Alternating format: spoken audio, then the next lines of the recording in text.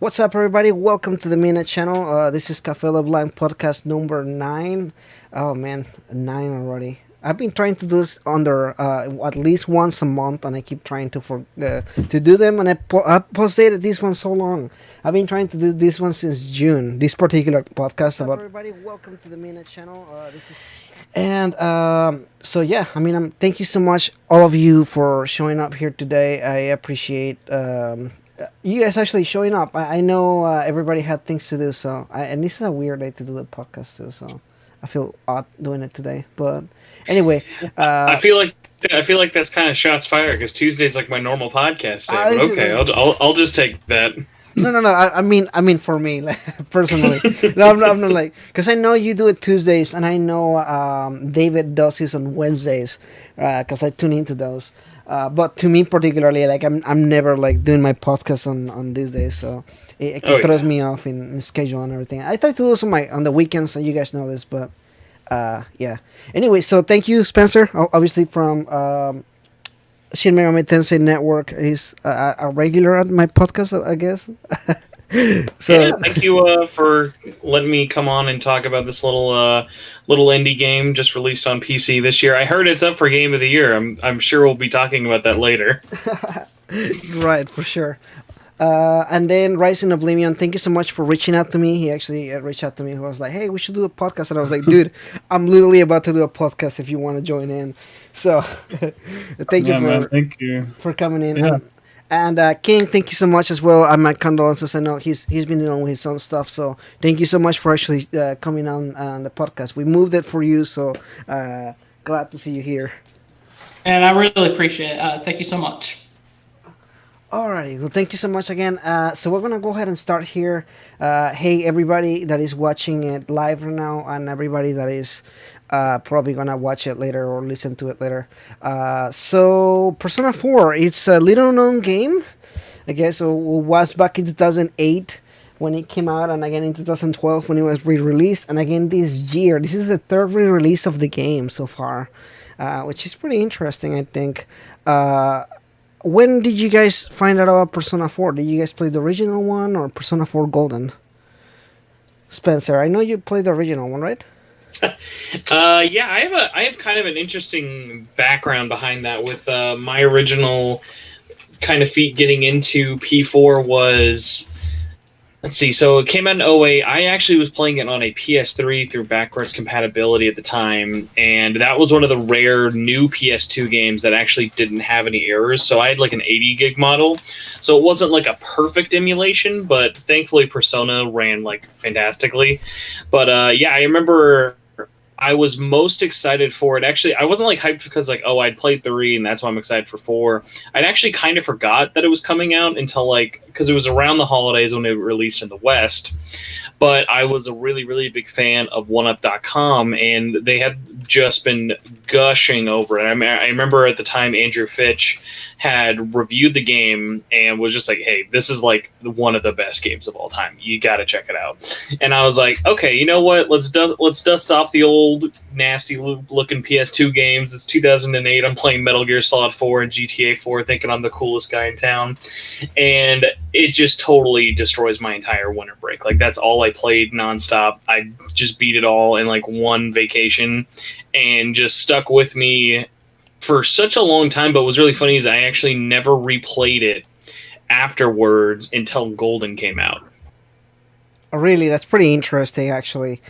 So now that you mentioned that, I think the same thing happened to me. I played the game back to back with Persona 3. Persona 3 was out, and I saw Persona 4 had like come out like when I bought it. You know, like it was a thing, and I was like, no, I want to play Persona 3 first. So I went and played Persona 3 and then played Persona 4 like back to back, and I was like, wow, this is great game. This game's so great. I need another one. And there's like, you know, Persona 1 and 2 that are almost not alike to these games. So I was like, no, I can't do these games. And I spent so much time like trying to find anything like Persona 4, like particularly Persona 4, just the upbeat, high school day to day kind of thing, just like grabbed me into the game and everything. So I was like, I'm like, I need to find another game like Persona 4, and I couldn't find anything. I was like, oh god, what's going on? And I didn't play the game again. I actually kind of like, I didn't forget about it, but I wasn't like into it like talking about it or anything like that until Golden came out again. That's kind of when I kind of went back into the series and I was like, oh my god, there's all the games that I need to catch up with. Rising, what about you? You're still playing through the game, right? You're just new started with the game, right? Yeah, I have some interesting sort of history. I think it's similar to you guys. I played it on a backwards compatible PS3. The PlayStation Store has it on there. You can get Persona 3 and Persona 4, but they're just base games. So what initially happened is I seen somebody streaming Persona 4 Golden. And I guess they were doing it on a PC emulator, which I'm not sure if I 100% support that kind of thing, but I guess for their streaming purposes, that's how they had to do it. But I didn't know how any of that emulation sort of stuff worked. So I went to my PS3, downloaded Persona 4, realized it wasn't Golden. And I was trying to get a Vita to actually play it, and then I ended up just basically realizing it wasn't as good, so I wasn't going to spend money to get a Vita. So eventually down the line, I just watched somebody's pretty much almost complete the game, but I didn't want to fully experience the whole game through somebody streaming it. So I was like, I'm just going to wait till eventually if they ever port it or something like that, which I never think they would. But hey, here we are in 2020 and they actually ported the PC. So now I'm playing through it. But yeah, it was definitely a game where I was like, this is absolutely amazing. But yeah. Yeah, I really enjoyed it. That's pretty interesting too. I guess there's a lot of people that went into that kind of same thing. They wanted to play the game, so they couldn't get it the PlayStation Vita or something like that, and they want to buy and support the games. Atlus, people actually like supporting your products for some reason. So, What a concept! Yeah, what a concept, right? People will pay you money if you actually put them in the consoles people want to play the games on. Who would have thought? So yeah, I mean, I'm happy that they actually ported this game. So what about you, King? I know you have a good history with Persona 4. So tell me about it. Of course, I actually haven't really told a lot of people the story, but I was actually exposed to Persona 4 first in the series, but it was the last game that I played. So in college, I didn't really care about anime and stuff, and one of my friends got me to go to a little anime club thing just to go there. Me and my other friend played Yu-Gi-Oh! There the entire time, but she pretty much wanted to go to see Persona 4, the animation. So I got to watch that a little bit, but I didn't really get into JRPGs, and that was back in like what year was that? Like 2012, 2013 when I first saw it. I didn't really get into JRPGs until like last year or the year before that when I played Persona 5. So then I played and then I played Golden. I did not play base P4 because I kept on hearing, there's no reason to play base P4 anymore. Golden's essentially the same game, just enhanced. So see, as soon as you say that, then the mass hordes of OG Teddy and Chie voice actor defenders will come out of the comment section. I was literally about to say that. There's this massive controversy as far as the voice acting and everything. But you know what? Nobody will complain about Kanji's voice because it's pretty damn good. Either one of the two Kanjis was really good, and I was. Well, actually, I remember Troy did both actually for Golden and Vanilla at the time. Troy didn't actually get replaced until the second half of the anime. Yeah, really, that's so weird. And it's that was Matthew Mercer. Yeah, and a lot of people actually did not catch even that there was a voice actor change until much later, which was pretty funny. Speaking of both of those actors are huge now too. Yeah, right. What the heck? If you think about it, actually, a lot of the voice actors for Persona games are huge. Like they're pretty big voice actors, and just see them kind of like all gathered around Persona is pretty funny. But yeah, all of them in Persona 3, 4, or 5, like a lot of the voice actors are like pretty well known, and just to see them doing Persona is awesome for me. I mean, just look how far Yuri Lowenthal came for. He was grunting in Persona 3, and now he's voicing Spider-Man on Spider-Man PS4. So, I mean, crazy. Oh, dude, he is my favorite Spider-Man, so I'll give him props for that. And I also love Yosuke, so I'm kind of like, I just love his voice. I think it fits the characters pretty well. Pretty good. So I'm fanboying about this. Okay, so let's talk about the I guess the biggest thing is what is the one thing that you will think about Persona 4 that makes people kind of look into the game like, wow, this is a cool game, this is a really good game. Is there anything that you see that you're like special about it? Just one thing, you don't have to tell me like the entire game or anything, but just one thing that really grabs your attention for the particular game. Spencer. You're really tying my arm behind my back by limiting me to one. But I think if I had to just like gun to my head, pick a reason why, it would just sort of be even like it's funny to think that even 12 plus years ago, this was still the same case as it is now. You just don't get a lot of Japanese role playing games with unique settings like that. And while obviously school kids solving mysteries and Scooby Dooing it up for an RPG isn't that rare, even just the subtle act of, hey, it's in rural Japan. Rural Japan does not get a lot of glamorous like appeal or showtime. So I think that's one of its big standouts. And I know like just changing up settings or even cast can do so much work. That's why like one of my biggest takeaways with Yakuza 7 right now is like, man, that game feels like such a breath of fresh air just because I'm playing as men in their 40s. Like just the fact that it is just such a not typical setting, less so with Yokohama, but definitely cast definitely helps it. And I think obviously, like I said, there's so many other reasons. Like you could say the music or the visuals, but the big one for me definitely is this setting. Like Inaba, after all these years, is still such a memorable place. Not only because of what happens there with the story, but just because even now, all these years later, over a decade, like there's not really a at least popular thing that you can kind of relate to it in terms of, okay, it's a RPG that takes place in Japan, but we're not doing Tokyo. It's like you would think that's not that hard of a thing to do, but yet even big companies like look at Neo World Ends With You, Square Enix still putting it in Shibuya. Right. I guess you're bringing a good point. I actually hadn't thought about it. That particular aspect where all the games, all the RPGs that are taking modern times, they all take place in Tokyo. Like a lot of them. I was even thinking of the what is that, Akiba Strip? Have you guys played the game? Oh yeah, yeah. That one I at least give like a bit of a pass because it is so. It leans into like if you've ever been to Akihabara, like that is like that game nails that so hard, and also it's a beat 'em up where you're stripping vampires to kill them. So like that one gets the thing of it's got a super generic like setting, but its premise is so weird enough that it gets a pass. Like it could have taken place anywhere. Didn't Persona 5 create Shibuya though? What I've been seeing on Twitter a lot lately for the World Ends With You trailer. Yeah, Shibuya didn't actually exist until Persona 5 came out. Before that, it was just some other road, but then they were like, you know what? Persona 5 did it. We have to actually build this city in real life. So it's kind of cool how Persona 4 and 5 are almost opposites, right? It's like the country kid going to the city kid going to the country. I do like that because the first technically game I played was Persona 5, but I knew about Persona 4 long before that. And I kind of like how they are different like that.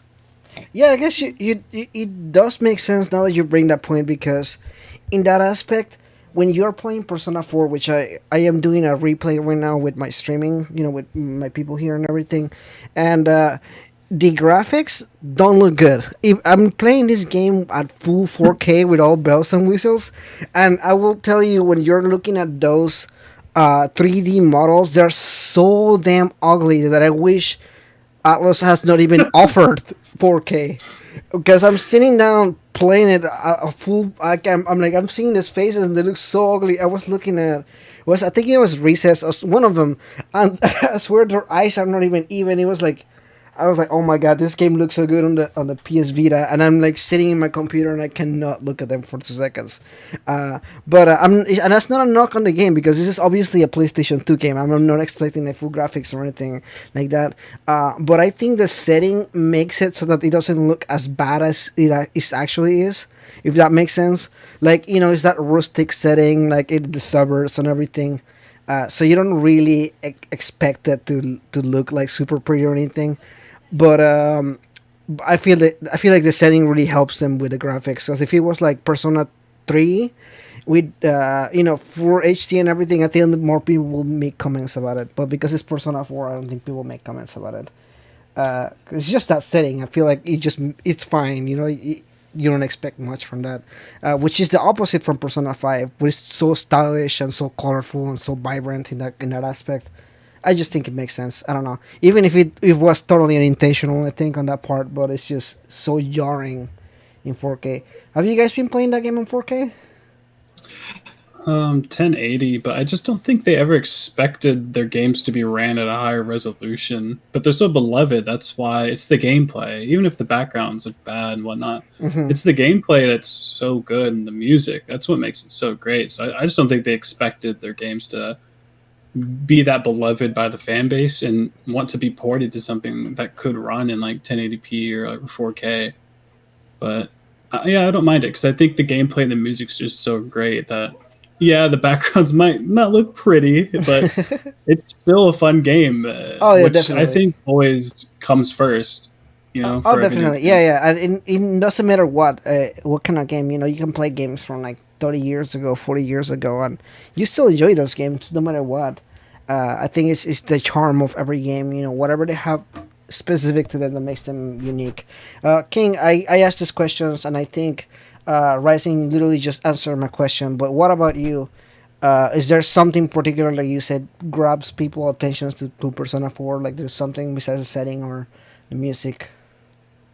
I think the thing that makes it special is how much I related to the characters, because I see a lot of the people that are closest to me in my life. They're kind of like portrayed in this game, in my opinion, because they're so relatable.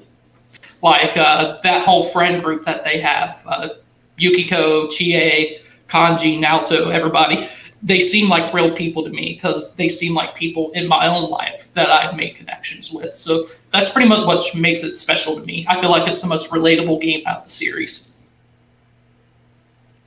Yeah, it really is really relatable, and I think the other day somebody asked me what my favorite character was on the different Persona games, and I made a video about it. But what I was thinking when I was making the video was like, man, I really related to Yosuke, and I know a lot of people are like, like defend Yosuke or don't like Yosuke or anything, but to me, the Yosuke was like this really, like, if you think of your best friend, like that person that's like sticks by you and like supports you, and it doesn't matter how stupid your ideas may be, he's like still there, like bragging on. I think because you can see that friendship that he has with Teddy or you, and just like that dynamic and everything, and even the friendship with everybody else. I'm like, I really relate to him. Like I feel like he's like the kind of person that I am. Like I'm that kind of friend that is gonna like stick by you and everything. So like I just, like you said, like all these different characters feel so fleshed out, and like, I mean, some of them more than others. I feel like some of them definitely got a better treatment in the writing department, but than other characters. But I really just enjoy all of the different characters. I think that's one of the biggest things. And I think that's also one of the weakest things in some aspects, because when you add some new characters, for example, Marie, you can see like a difference on writing when it comes to like fleshing out the character. I think that's one of the things that some people don't like about Marie, which I'm going to bring it up because we were talking about it earlier.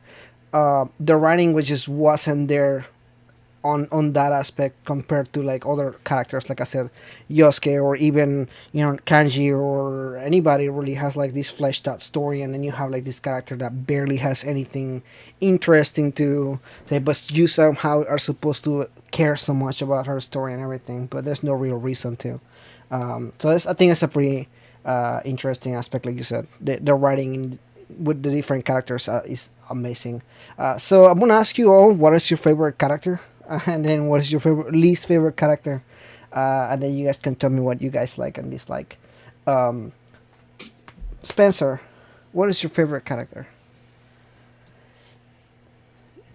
I don't know if you're still there or are you muted.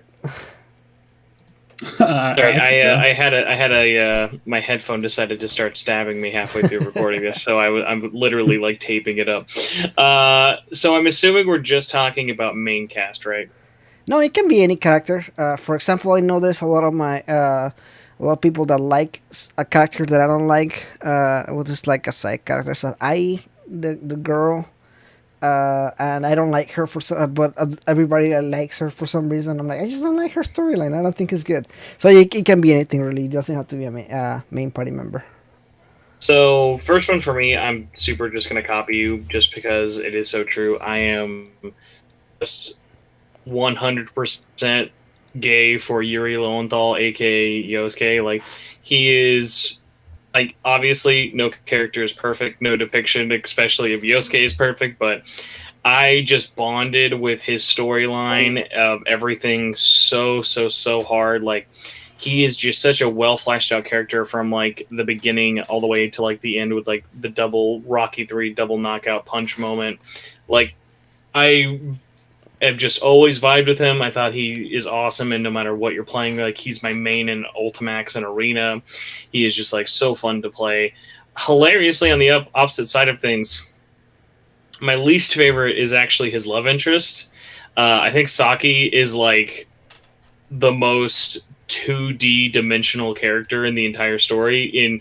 Even though she is, like, spoilers, like, murdered immediately, it is just like, wow, I had no sympathy or any feelings for this girl at all. It's like, you know how when you're playing Persona 5, it's like, wow, they do a really good job of fleshing out Kamoshida of like, wow, you hate him, but that's what they want you to do.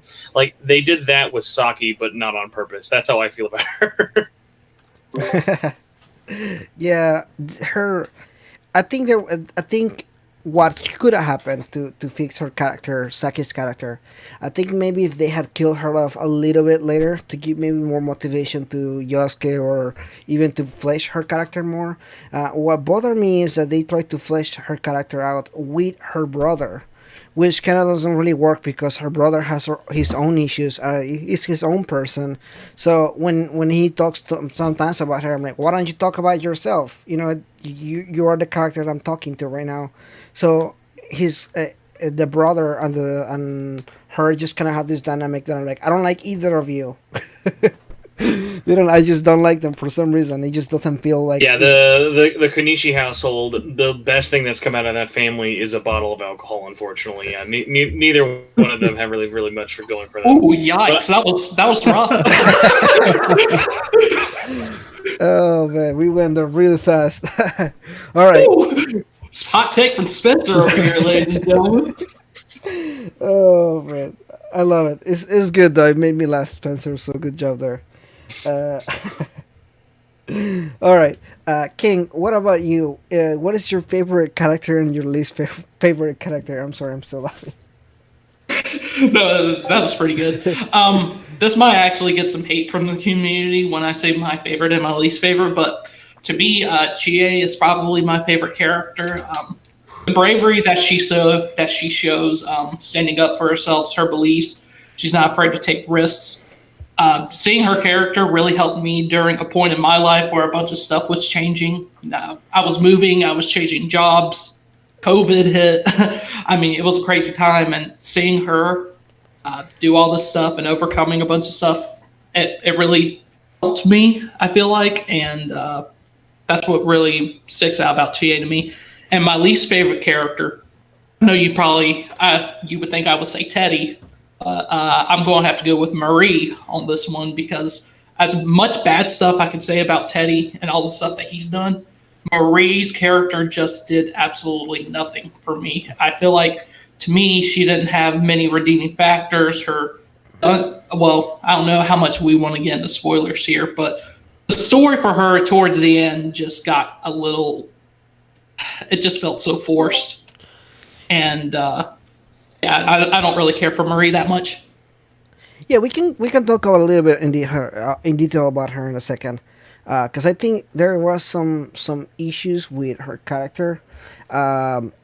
My issue with Marie is simply because of what happens with a lot of these different I think what they tried to do with her is they tried to make her like, kind of like, oh, it's fun to find her memories and all kind of stuff like that.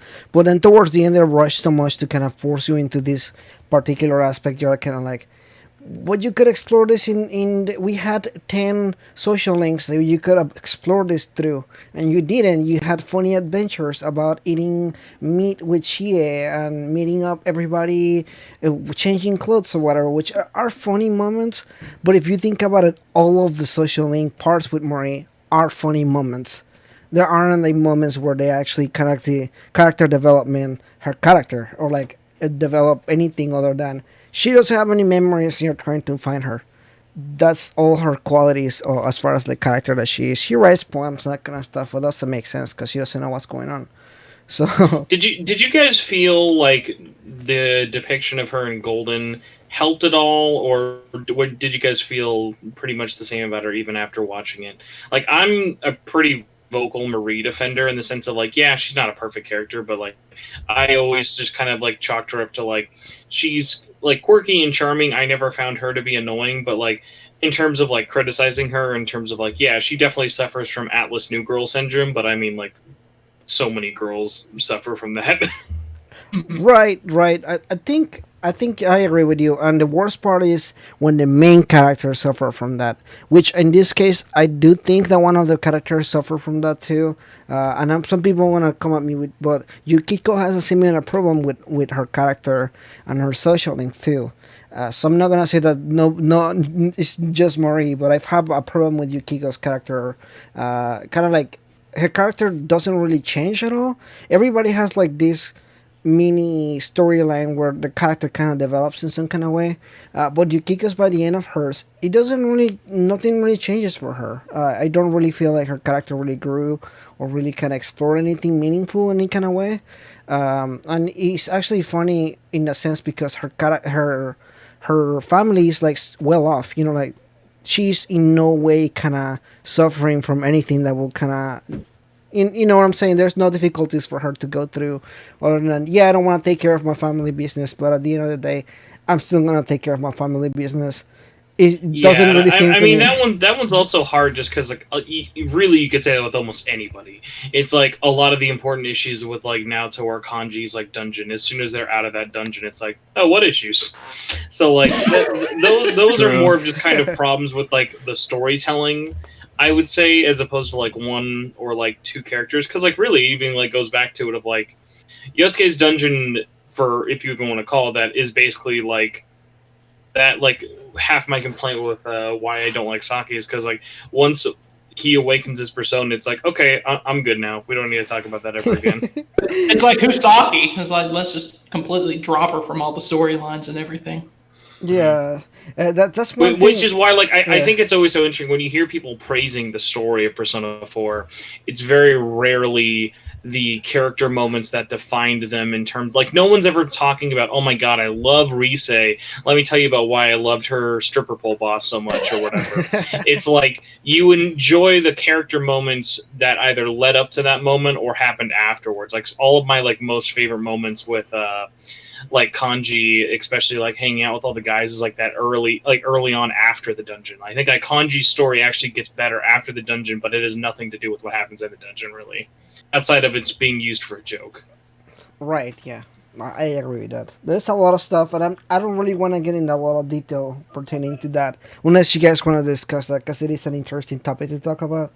It's just not my fight when it comes to that kind of stuff, but he has an interesting thing that I think happens. The same thing with Yosuke. Before we even go into all that, Rising, what are your favorite characters and least favorite character? I completely. That's all right.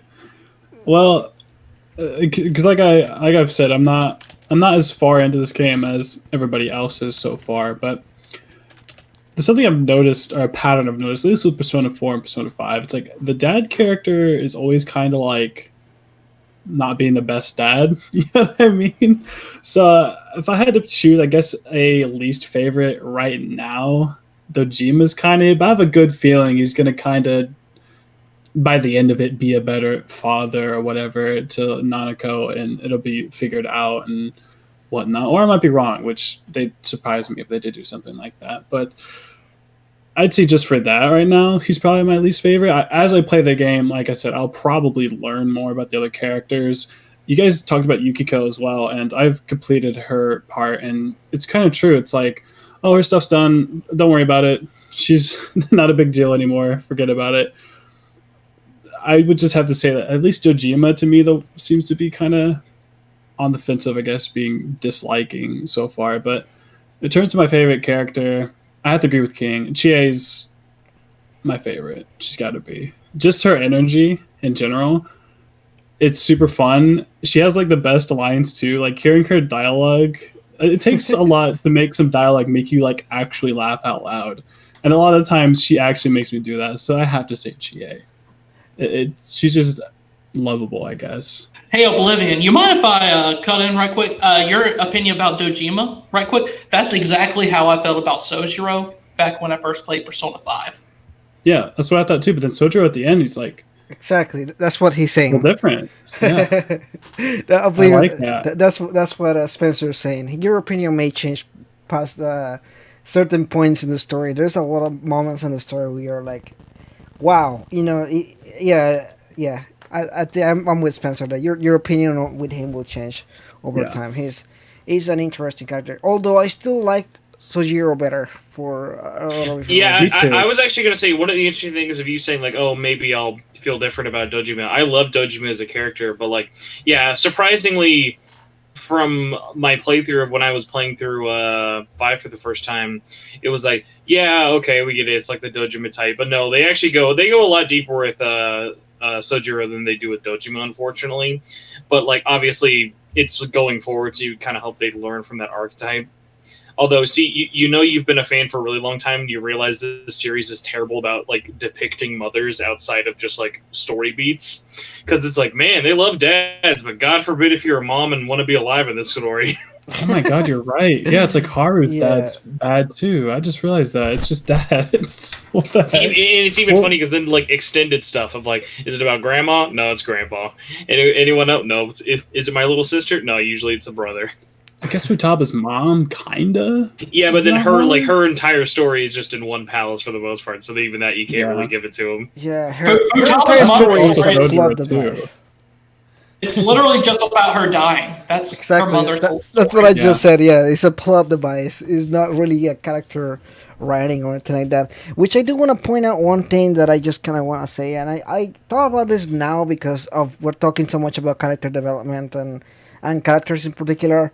I really would like it if Atlus will maybe change the way that they do writing in these characters. Because there's so many aspects from Persona 4 and Persona 5 that I just so alike when it comes to like character archetypes and stuff like that. Which I know that's the whole thing about the social links, which they're supposed to be character archetypes that develop in a specific way over time. But some of them are really, really close to each other, where they don't really feel like they're really unique in that sense.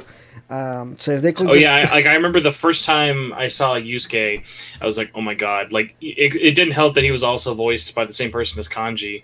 But, like, as soon as I saw Yusuke from, like, the original teasers and trailers, I'm like, dude, he literally is just going to be, like Persona 5 version Kanji.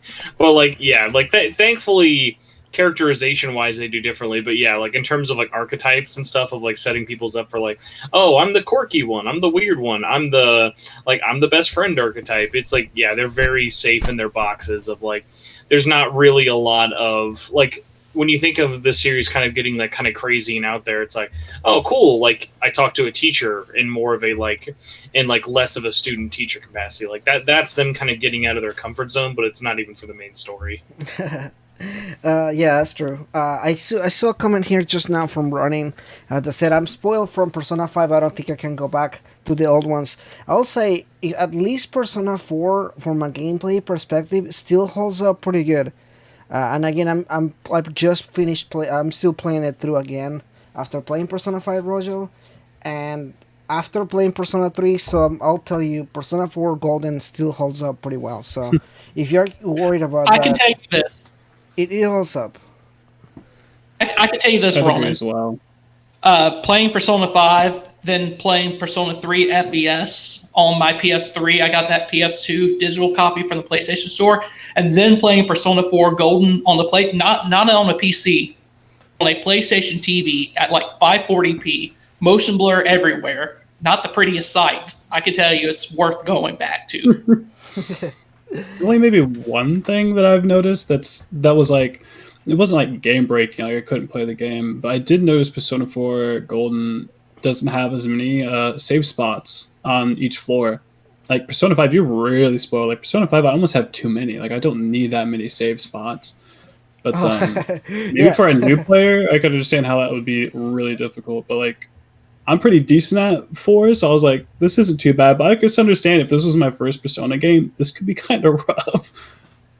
Yeah, that's how they are, you know, and that's the thing that bugs me about Persona 5 to a sense. They try to make it so easy, I guess, or accessible for newcomers that it made it almost too accessible to the point that almost everything is kind of like, when I remember dying one time and going, wait. It's asking me to continue in the same floor? Like, I remember playing Persona 3 and dying and just having to be like, I hope I saved. So I'm not going all the way back to the beginning. I'm going back 5 floors ago because I need to go back again and get back to the boss again. I remember my memory card, when I played Persona 4 originally, my memory card messed up. So it didn't save anything after... after one of the dungeons, half the way through the game. So every time that I'm trying to save, I had to remove the thing and I'm kind of push it. Otherwise, like I don't know how to explain it. I had to remove the memory card and press save and put it exactly the moment where I was clicking save, so that it will actually save. Otherwise, it wouldn't. So sometimes I'll be playing, I'll die, and I'm like, oh, I just saved, and I'm like, it turns out it actually didn't save, and I had to play it over and over again. There was this boss battle that I played maybe for like 6 months because I couldn't get to continue playing and everything. It was ridiculous, but I pushed through and I finished the game at some point. Kiro, you mind if I ask you a question right quick? You said something about you think the game is too accessible. Persona 5. Does everyone here have that same opinion? No, I've definitely always been on the side of, like, honestly, I've never played these games for the difficulty or the challenge I thought was meaningful. Like, make them as easy as you want. There's no way they could make them too hard to the point of where I think it would turn me off. I know there are certain games that people feel that way, but, like, for me, it's like when you see people say, oh my god, I love Persona 4 Golden, no one's like, oh, dude, like... like, no one's ever like, dude, let me tell you about, like, this one, like, boss phase. Like, let me tell you, like, my 6 strats I had to do.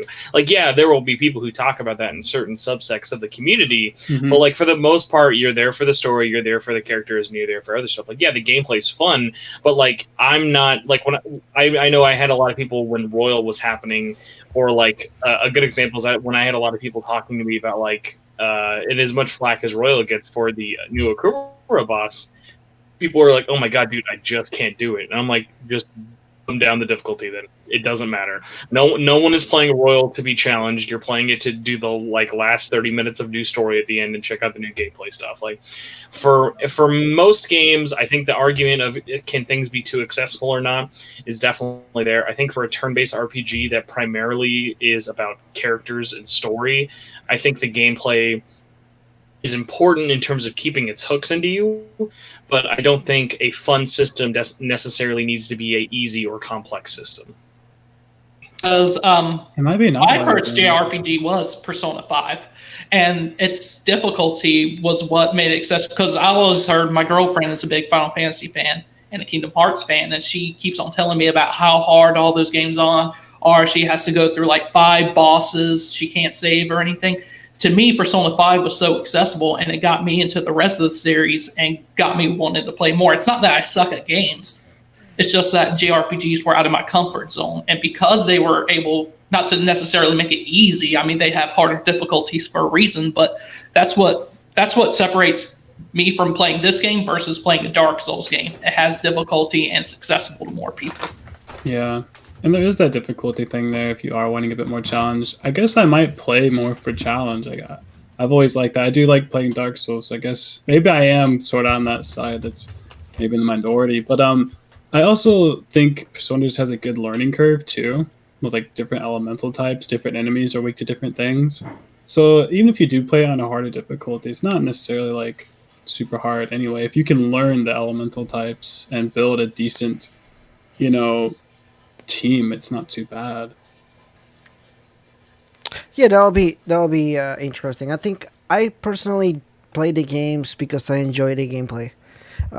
Like I love RPGs for the grind. I'm like the opposite of a lot of people. They hate grinding. Yeah. I love grinding. In fact, I love Tartarus. Or I love the place where I'm just going to the same spot over and over again, getting the most XP I can. Like I sit down, like okay, which floor give me more XP, and I'll go back to that floor and just grind on that floor or whatever. Like I'll play the games because I like the difficulty and challenges and stuff like that. I enjoy that kind of stuff. I just enjoy that. Kuro, you do not have Yakuza 7 yet, right? I do not. I just have so many games to finish through. I want you to know there is a dungeon that will test you in that limit. It is pitched to you as an optional dungeon. It's like 50 to 100 floors of just like same level, like randomly generated stuff, kind of like a reverse Mementos where you're just climbing up it. Uh-huh. And what's really funny is it's pitched to you as, oh, this is an optional side dungeon if you want. But then the game immediately next is like, oh, hey, here's a boss who's like the hardest in the game, even though it's not at the end. So you have to then continuously grind this dungeon of like 50 floors to just progress the story. That sounds really fun, actually. Yeah, that's Oh my like I will God. actually enjoy that. I don't know. Did you guys play Pokemon as a kid? Because I was the dude who like stayed at the first gym until I was like level 20. Like I don't know. Maybe I'm just weird like that. I had this thing. I call it the rule of tens. Every single. So I start the same one, same as you. So the same gym, I have to be level 20. And then next gym, I'll have to do level 30. And then next gym, I'll have to do level 40. And then so on. Every single gym, I'll have to do at least 10 levels to the next one. I'll spend all my day just grinding for days.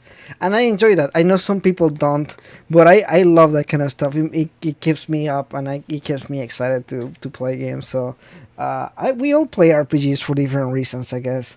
So I mean it's fun. I enjoy that. So going back to one thing that I was going to talk about as far as like handling certain aspects of the game differently, I want to talk about how this game handles humor, because I don't feel all the humor lands the same for American or Western audiences, I can say, compared to like the Japanese audience, which I feel like they have like a different sense of humor when it comes to certain stuff. One of the things is I noticed a lot of people complain about the way Yosuke is treated. It's like he's bullied, or I see comments on like videos that I've done where people are like, "Oh, Yosuke is like verbally abused all the time," and like, how are these people his friends when they talk to him so bad and stuff like that. And what people don't realize is that's a type of character in like Japanese comedy. Like that's a thing that there's like, I guess you could call it like a buffoon kind of thing. There's like the guy that everybody knocks on, and that's like the funny thing. Like that's why people laugh about it. Which I think that is really different to how some people in the West see it. It was just kind of like, man, they beating the shit out of this guy and they're making fun of him, and everybody's laughing about it in that kind of situation. But I guess it's like a really cultural kind of thing. Do you guys feel any of that kind of stuff throughout the game? Yeah, and I mean that definitely even kind of comes to stuff they still do in the series. But yeah, like if you see someone who looks at Shadow Kanji and it's like, oh my god, what a like negative or self-destructive image for like homosexuality or something, or even just repressed feelings and stuff, you just got to realize it's like this was not made by Western like game developers. This was made in a culture where, guess what, in most Japanese media, if you are gay, you act like Shadow Kanji. That's just how that is. That's not because they hate gay people. It's not because that they are super homophobic. That's just how their media depicts it, and they put into their media what they see in other media. Like, obviously not all games are like that, and not even all Japanese games are like that. Like, just look at stuff like The Missing by Swery. Like, that's a game that has a trans protagonist or whatever that handles it in a very like serious and like upfront way, but that doesn't mean like it's terrible. Like, I look at Shadow Kanji and I don't cringe. I see what they're like. I can see the auteur's vision, and yeah, if that's not for you, then cool. It's like, yeah, of course. Like, you can have a complaint with it, but that doesn't mean that Shadow Kanji by nature is like bad. It's not like something we're going to look back on 20 years from now and think, oh my god, Shadow Kanji's like the blackface of this game. It's like, you just have to realize who's making this and why they chose to depict those characters that way. Yeah, and I think a lot of this stuff is just stuff that we're never gonna understand on like a cultural level. Well, I don't think it's like we're never going to understand it. Like, I think it's like you say though, it's you're going to understand it more if it's something like that is part of your culture. Like, yeah, right. if you are a part of like Japanese culture, whether it be through like actually living there or even just something like games or anime, you'll understand it a lot more. Yeah. I think like anime, I think that cultural difference is one of the main reasons why Western people don't watch it. They either think it's for kids or it's like weirdly perverted or whatever, which like coming from where I am in the States, like nobody watches it. They think it's so like out there that's just something they can't watch, which yeah, it's like a different kind of, you know, humor. It's not even just humor, really just sort of every aspect, just human behavior in general is just different when you're from somewhere else, you know.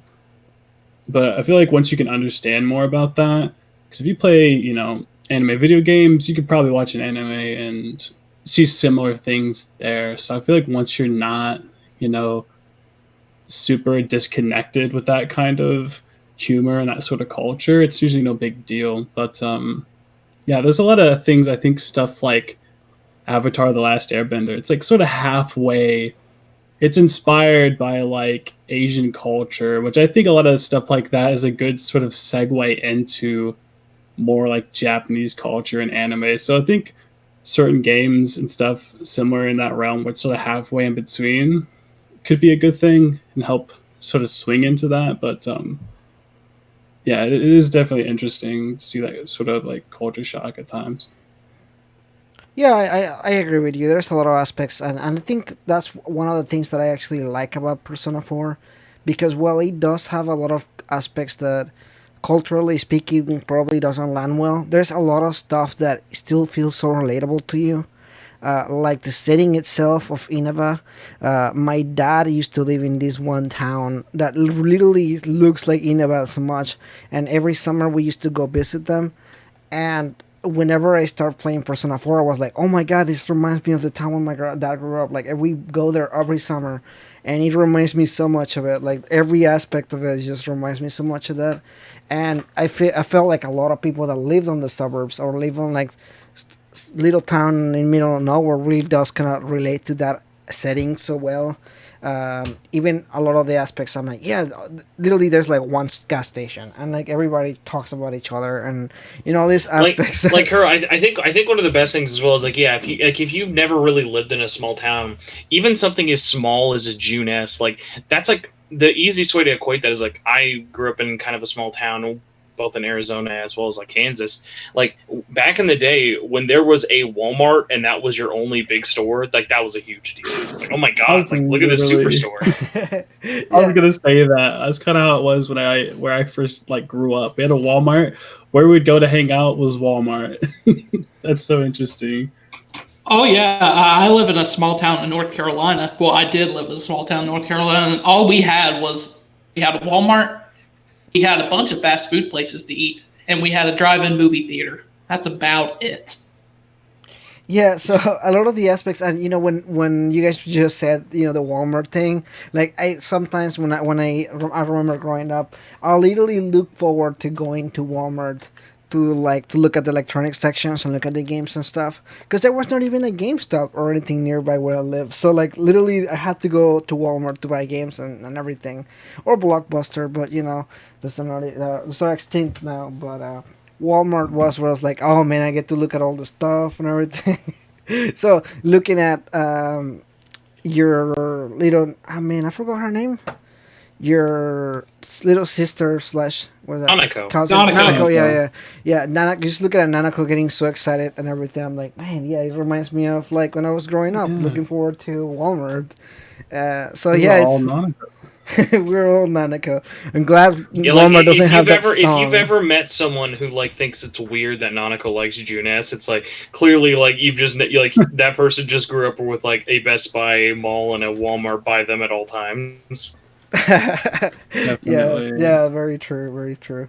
So again, I do feel there's some aspects that really like anybody culturally speaking can still relate to in some kind of aspect. So I think easily one of the things that I love about the game the most is the character dynamic when it comes to the friendship. I never played. I mean, I played some games, but I never played a game where I felt like the friendship felt so real and so kind of like this group of friends are like my best friends. Like I hang out with them all the time, kind of situation. And with this game particularly, because when you play Persona 3 or Persona 5, something feels off about the friendship. Which in this game it feels like so like organic and like so friend-ish. I don't know how to explain it, but that's how I feel. I think it's a little bit like hard though, because like P4 is a little biased in the sense of like literally they have the most spin-offs and adaptations that have let those characters develop and their friendships blossom. Like just stuff like looking at a vanilla Persona 4 or even Golden and then going into something like Q or Ultimax, it's like you can tell that like they really feel like a group of friends. Like the investigation team is not just like a thing. Like you feel that they have like a relationship and stuff that they had to go through to get to that point of being this close with each other. And you bring up a really good point with 3 and 5. 3 obviously is in a lot more of a different situation of like, yeah, even with Q and to a lesser extent like Arena, it's harder for those characters to really kind of be as fleshed out as much. Even though like looking at all of them, they all have a dancing game, even taking the story out of it.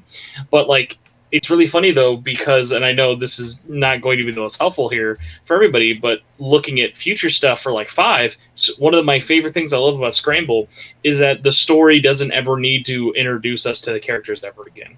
It is them all being best friends, meeting up again for the summer, and they immediately just have that, okay, we're clicking vibe.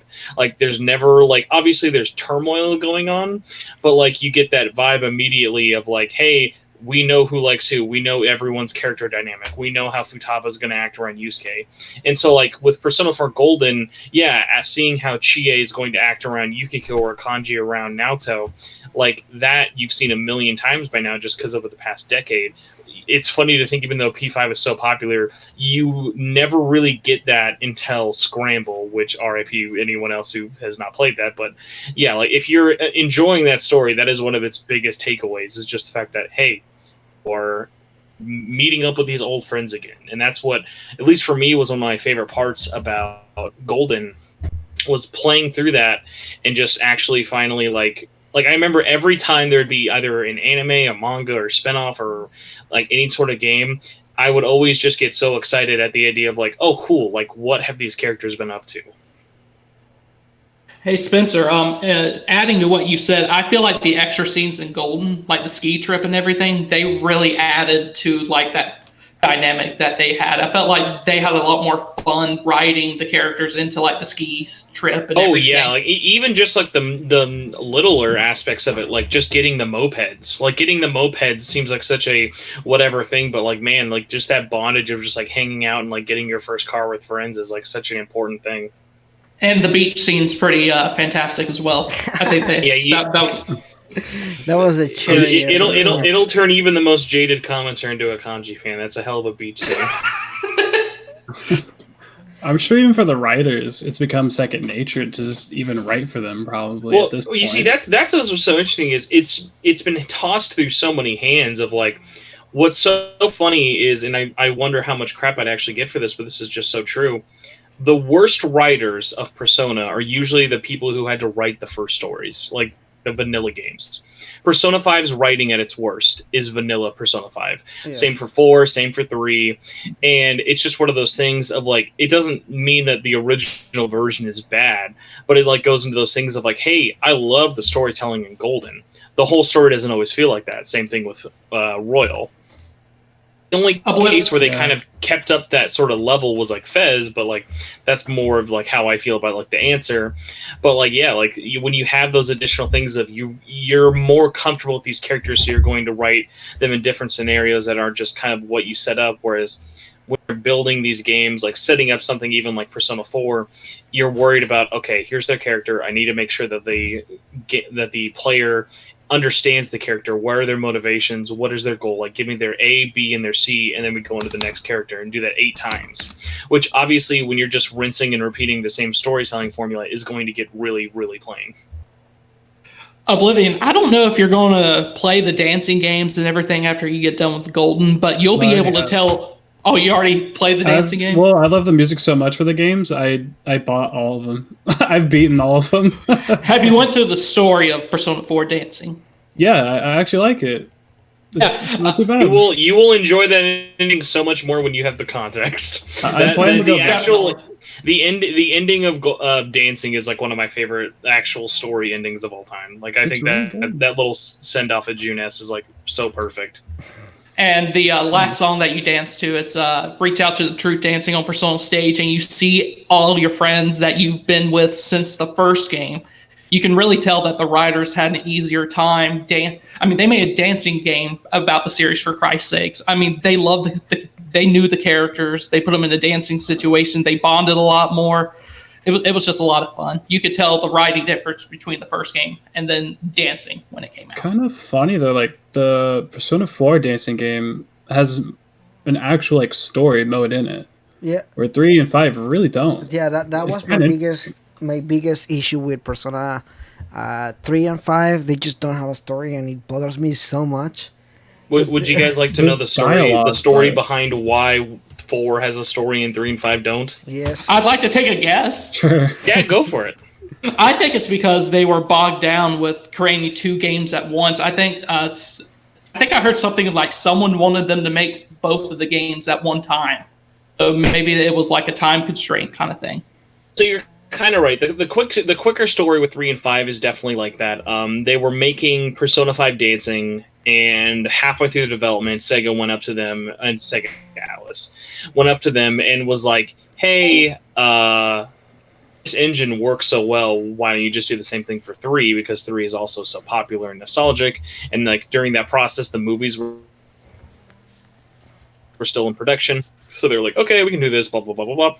And because of them kind of stretching out their development like that, obviously both games have a smaller track list, doing different platforms because they're doing Vita and PS4, along with doing PlayStation VR support, even though it's like the most laughable feature in the whole game. But what's so funny about it is instead with 4 has like such an awesome development story behind it in terms of Persona 4 Dancing was never going to be made by Atlus originally. It was going to be made by Dingo, who did the original Hatsune Miku games, the Project Evil ones.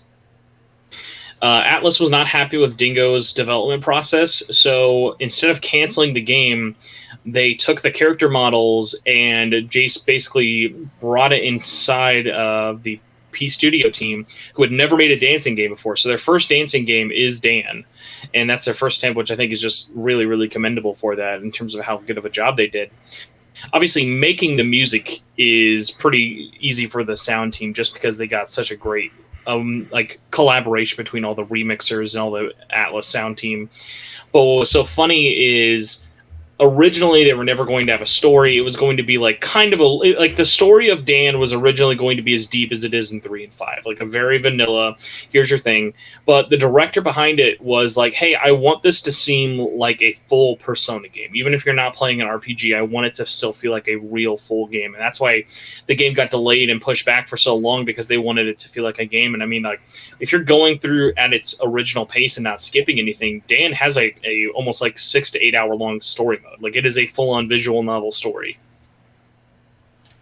Hey, Spencer, have you guys seen the original Persona 4 dancing trailer? Has anyone Oh, seen yeah. that? Yeah, I have. No. Yes, I experienced the trailer when it came out. So, yeah. It looked like such a different game. Was that when Dingo was on? Yeah, 100%. The first two trailers for Dan were during the Dingo phase of development. And actually, I remember when I talked to Lotus Juice back in like 2015, I think, or 2016, I brought up and we talked a little bit for the podcast because he was working on it even when Dingo was there. And we were talking about how different that original vision was of like, no, it was going to be a lot more. It was literally just going to be a Project Diva skin with Persona. And that's why the gameplay looks different. It looks like you're playing Project Diva. The character models look a little less stylized, a little bit more kind of like Vocaloid-ish in terms of like their animation rigs.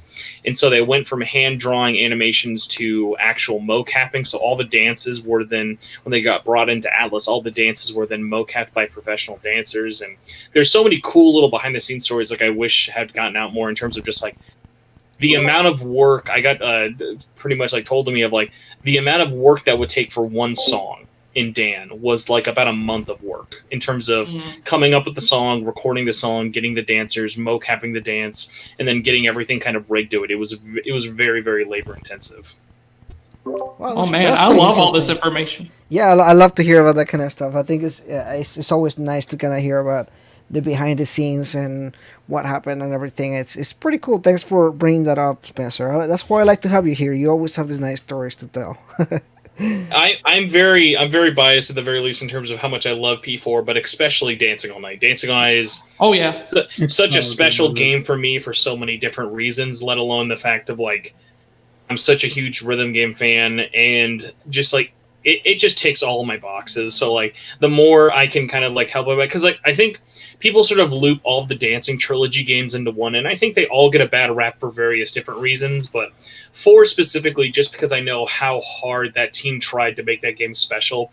And I think at the time, if you were really a part of it, there was a lot of positivity for it. Like, obviously, there was a lot of naysayers who were like, no, it's a dancing game, I don't want to play it, they're milking P4.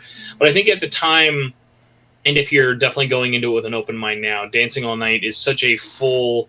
like it is a full experience, even with the game. DLC that is there. Like it never really felt like they were half-assing anything. Whereas that feeling is definitely hard when you're thinking of 3 and 5, which were charged at like $40 to $60 a pop, and then compare it to Dan, which was only 40, and like, oh man, what happened here?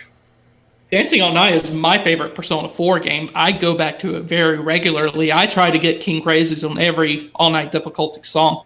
There's just so much love put into the story, the story isn't all that groundbreaking, if we're being honest, but it's fun for a dancing game. It's perfect, and it just holds a special place in my heart as well. It's definitely worth a play doing the story. There's a lot of good DLC too for the game. That's true. That there's a lot of DLC. I also love that they actually even Easter egged it into Persona 5.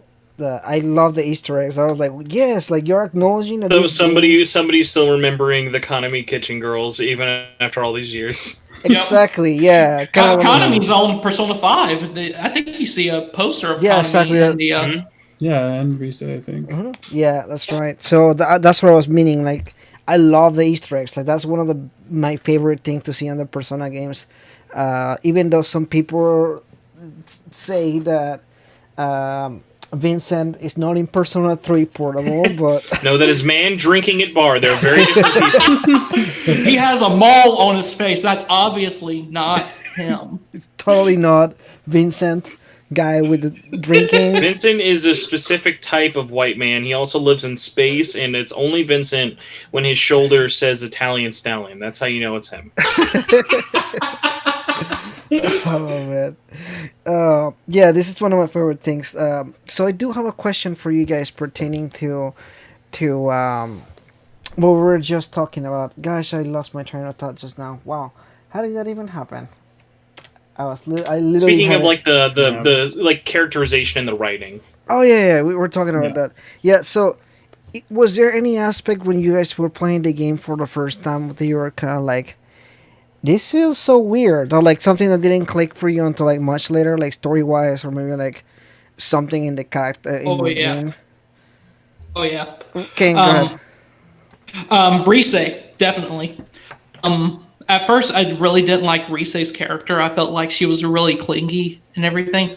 But as the story progressed and as they, developed her character more and you started caring for her more, I felt like my love for Rise came a lot later into the story. But I think that's one of the biggest things for Persona 4 with me was the development of Rise's character. Okay, so it just didn't click you at first, and then the end you're like, wow, I wish I should have dated her earlier or something. Oh, definitely. I regret to this day not having her as not dating her because I actually dated Yukiko the first time. Oh, really? Because my girlfriend told me to date Yukiko. I guess she's like the most Japanese-looking character. Like she's the only Japanese-looking character in Persona 4, really. That you have that I don't know, Japanese schoolgirl kind of thing, I guess. She's traditional Japanese too, as well. Yeah, exactly. Yeah. What about you, Rising? Anything that hasn't clicked for you yet? Oh, you did mention the uncle, right? Was there anything else? Well, in this game, I did find it that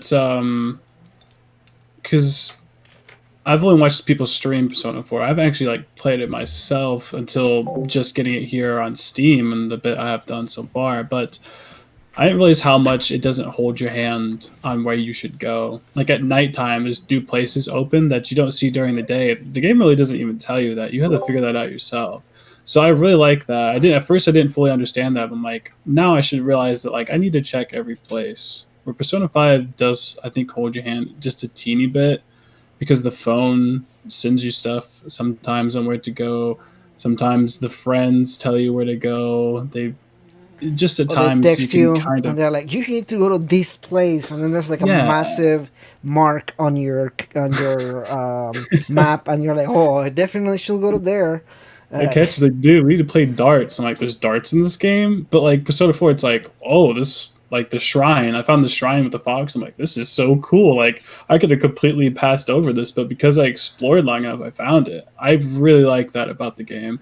That was a thing that took me I don't know, a couple of days in to figure out. But once I figured it out, I was like, this is so cool. There's so much stuff to find that I would have just missed if I didn't explore freely, Yeah, I like that a lot. I like that you mentioned that because I think there are some pros on that aspect. There's one con that I don't like, and is whenever you hit whenever you unlock a new dungeon.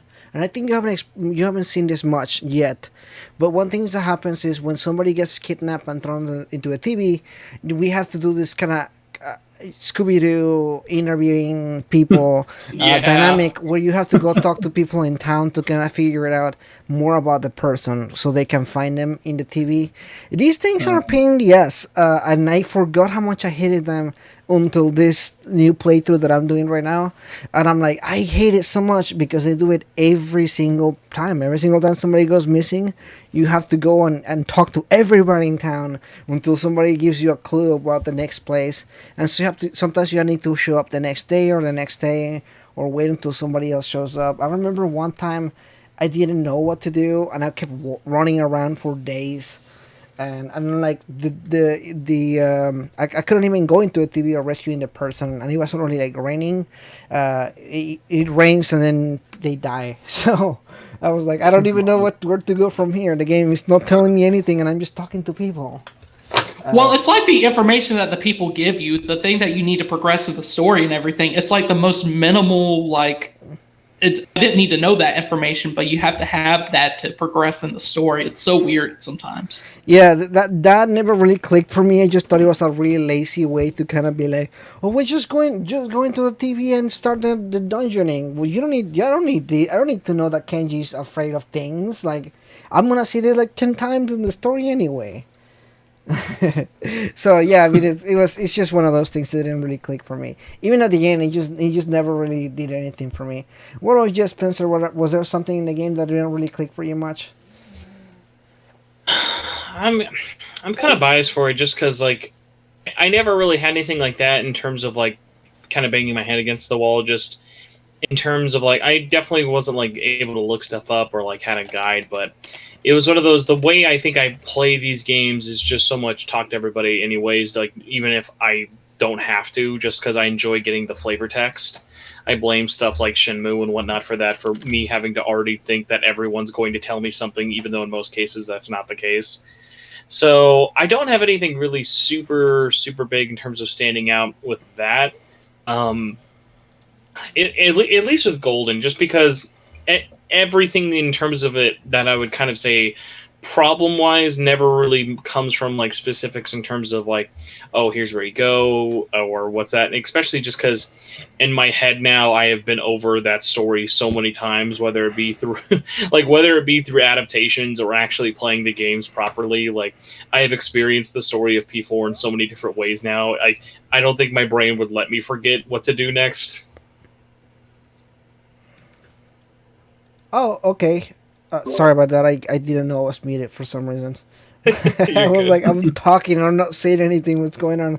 Yeah, I see where you're coming from, Spencer. Because I have the same thing with Persona 3 and Persona 5, where at this point I could play these games and I know exactly, like, I know the dialogue. I know what they're gonna do. I know what they're gonna say and everything like that. Like, I'm always like, okay, or I'm just going through the emotions here. Like, I know what's going on. Yeah, especially with like 5. When I went into Royal, I'd immediately beat 5. So like there was never a thought of, oh, where do I go? It's like, okay, go. Like, when you're playing through 5 knowing what to do and you cut out all of the actual having to talk to optional people, it's like you're playing Final Fantasy 13. It's that linear. Well, in Royal, when I go back and do like a new game plus gameplay, I feel like I try to complete the dungeons in one day, and I've already got all my social skills up and everything. There's not really much to do other than talk to the same people we've talked to before. So, I mean, I think you're right in that aspect, but it is very kind of like a linear experience. Yeah, and it's funny because this game has so many things that you can do, so many aspects that you can, attach in different ways. Like if you want to meet up with a different character or anything. But to me, the whole experience of the game, like even if it's just like the same things over and over again, I just love that.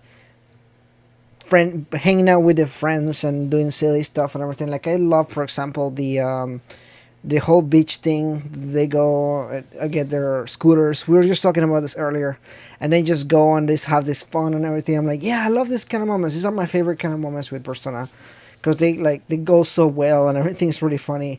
In fact, I remember watching the Persona 4 Golden anime. I watched this, so you don't have to watch it. By the way, you don't need to watch that anime. We can just. I want to talk about Persona 4: The Golden Animation. I really want to talk about that. I started watching it and then stopped. I was like, you know what? I'll just play the game. So you did like it, Kira? So the funny thing is, I hadn't actually watched that one. I guess I watched it at some point and I completely blocked it off my mind.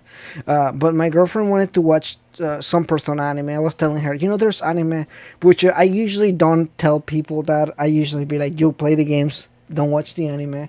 Or, I mean, watch the anime if you want to, but you watch the anime for the additional stuff. You don't watch the anime for the story, because you're not going to get the full story from the anime. So we started watching the Persona 4 Golden anime, which is the only one on Crunchyroll, I think. I don't know. And I was like, what is going on right now? Where's the story? This is just Marie, Persona 4 Marie, the animation. And I don't hate her character, by the way. I actually quite like her character design. And I think she's cute and everything. But I just never really clicked with her character or anything. So I'm watching the whole anime and I'm like, what is going on? My girlfriend was like, who are these characters that are showing up? Because new characters just show up. And there's no introduction to them. It's assuming that you play the game already. And I was like, wow, what is going on with this Atlus? I expected something bad, but not this bad. It's basically a New Game Plus version of the anime itself. It's like you're supposed to know everything. You see, it's not even basically. It literally is. If you look in the opening of Next Chance to Move On, right at the very end, there's a shot of you, and you can actually see his social links maxing out.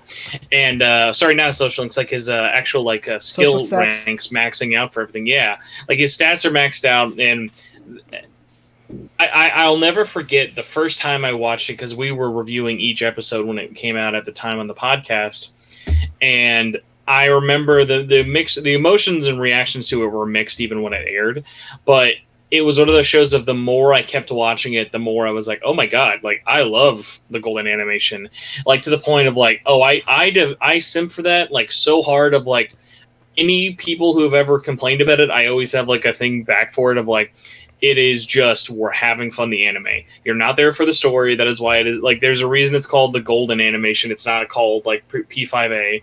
Like P5A is its own thing, but it was just one of those things of like, as someone who had played so many of the games, all the jokes, all the Easter eggs, and like the way that I enjoy like fun, kind of quirky, not really serious stories, the golden anime does so well that like literally my only complaint I ever say, and this is still true to even this day, the only thing I legitimately think is wrong with the golden anime is that it is only subbed. Like, and even the voice actors, if you ask them, they all wanted to dub that anime. That anime was just super fun, was super silly, and would have just been such a blast to see actually like localized into English officially, not just put on like $300 Blu-ray disc. But like for me, it was just like one of those things of like, yeah, in terms of like, if you're getting a story, your only real story you're getting is Marie every time. But like, that is so like the last thing I was going there for. You're not going there for the awesome animation quality. The company who made it is not known for like doing animation battles. Like No. they were pretty much there for storytelling and like making goofs, and all the goofs that were there, I was so in for every time. And because it is Christmas season, I would be remorse not to say, and has like its Christmas episode is one of the best episodes Amazing. of the entire series. I love that episode so much. I go on to say it might be the best Persona 4 anime episode of all time. That is a very low bar, but I will agree with you. It's not like there's a lot of Persona Christmas specials animes out there. Yeah, no, I like, there's a lot of aspects that I do like about the anime. For example, I love the animation quality. There's certain finesse and quality to this particular anime. The opening and the ending are fantastic. Like there's clearly a lot of work put into the anime, which is something that I cannot say about Persona 5 the anime. So in that aspect, I really do appreciate that a lot. Like there's some aspects that I'm like, yeah, they did such a good job in getting this together. I really like the way that they did it, because in fact the quality I feel like is almost similar to the quality that they did on the Persona 3 movies, which is, by the way, I feel like the highest quality they ever put into any animation when it comes to Atlus products and everything. So fingers crossed, maybe they sometime do something with that beautiful animation they did. I saw somebody did a I guess like a something where you can play the Persona 3 FES game with the cutscenes from the movie. They did it on the PC where you can emulate it or something like that. And I thought that was the coolest thing. I was like, man, that is so smart. Like I'm not condoning or saying that you should emulate or not, and this is not the podcast for that.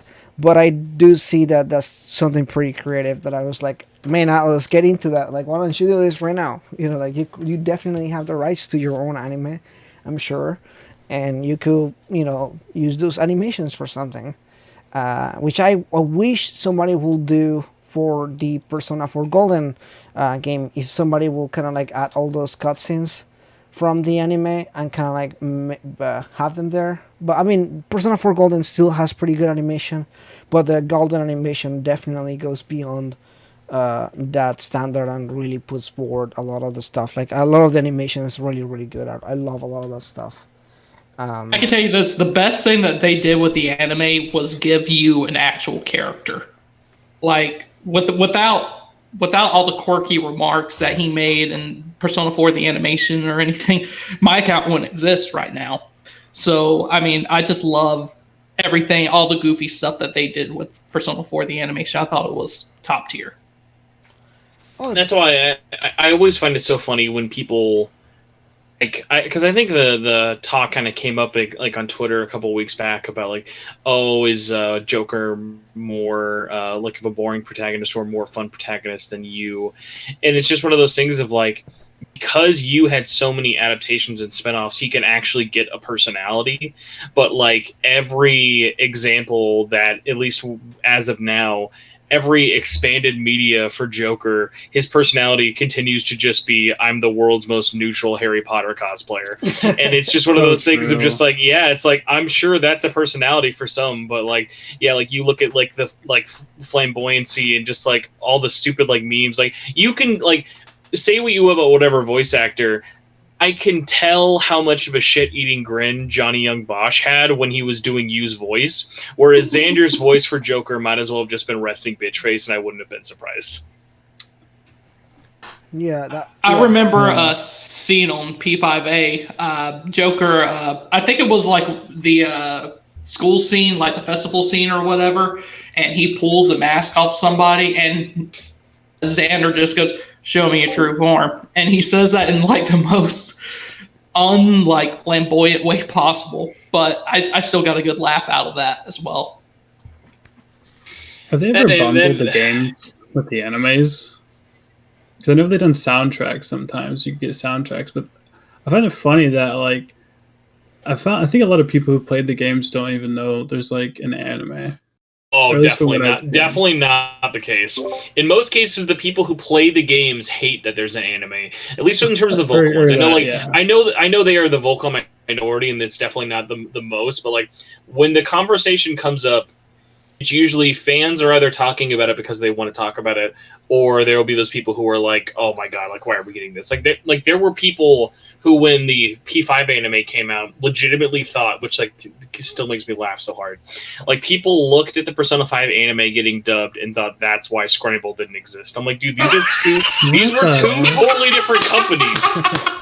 The Atlus couldn't care less how many $300 Blu-ray sets. Like the only crossover were the actors and the recording company. Like they literally, like the funniest thing about it that not a lot of people have talked about is like, because the people don't know, but actually Royal and the anime were recorded back to back in 2019. Okay, so they have plenty of time to. Makes sense. Yeah, you still have to do all the mixing. There's a lot of stuff that people don't realize when it comes to like dubbing games, and like, you're not just adding voices to it. There's like all this text that needs to be translated and all this other parts. And I have worked as a bilingual translator before, and it's a lot of work. And even if I worked in a team with like 50 other people, it's still a lot of work. So. I that's why I'm kind of a little bit patient more than other people to a lot of this stuff going on, but I cannot imagine the amount of work that goes into this kind of stuff, because Persona 5 is a really lengthy game when it comes to text.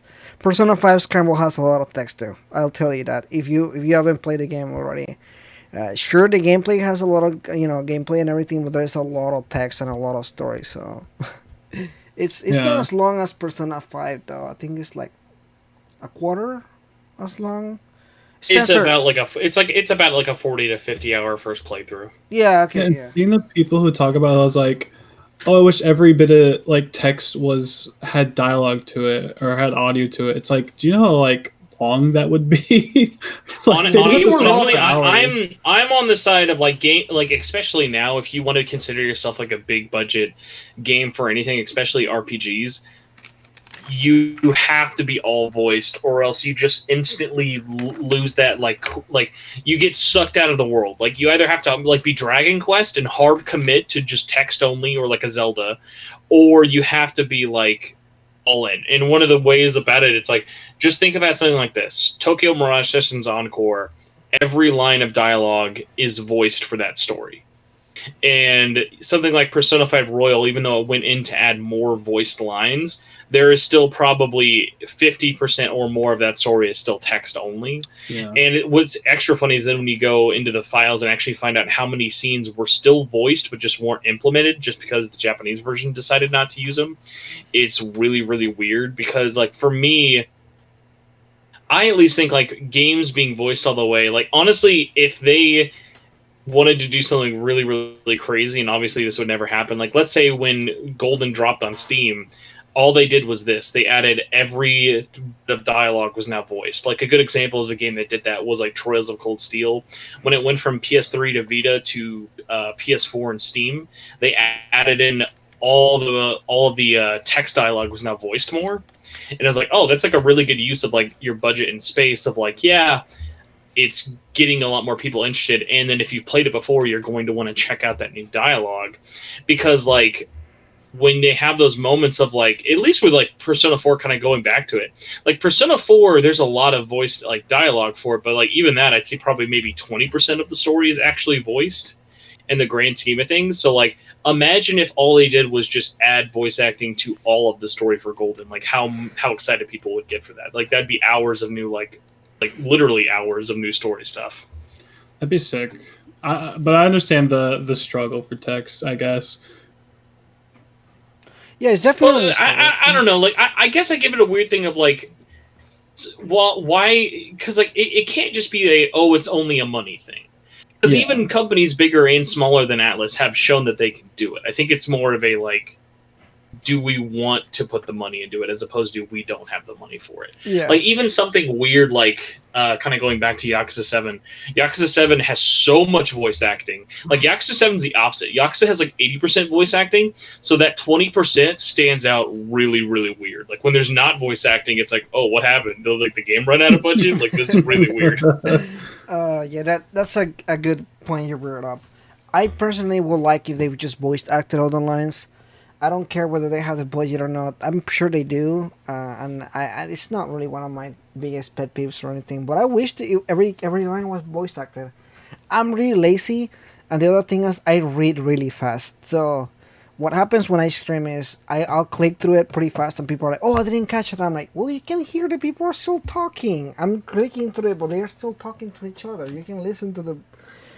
a great example, Carl. Like imagine 13 Sentinels, it was half voice acted, half text.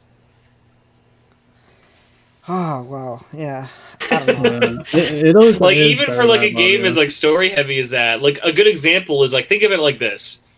Like the battle stuff. The battle stuff is the only thing in the game that like, hey, if you don't want to voice act all that, you're good. I get it. It's battle stuff. Don't worry about it. But like for how heavy that adventure section is, it's just like because like you get into it. It's like a movie. Like even though it is like an adventure game, or whether it be like a visual novel, like something like Danganronpa, like imagine Danganronpa, like King, you just went through like what are you like up to Ultra Despair Girls or V3? I just finished the Danganronpa 3 anime, so V3 is my next go. Okay, imagine this. Imagine going through Danganronpa and their trials are not all voice acted. Oh, that would take so much of the immersion away because that's exactly. And like Danganronpa is a really smart thing of like. Obviously, not everything's voice acted. It's a lot of major story segments, but they know how important those trials are.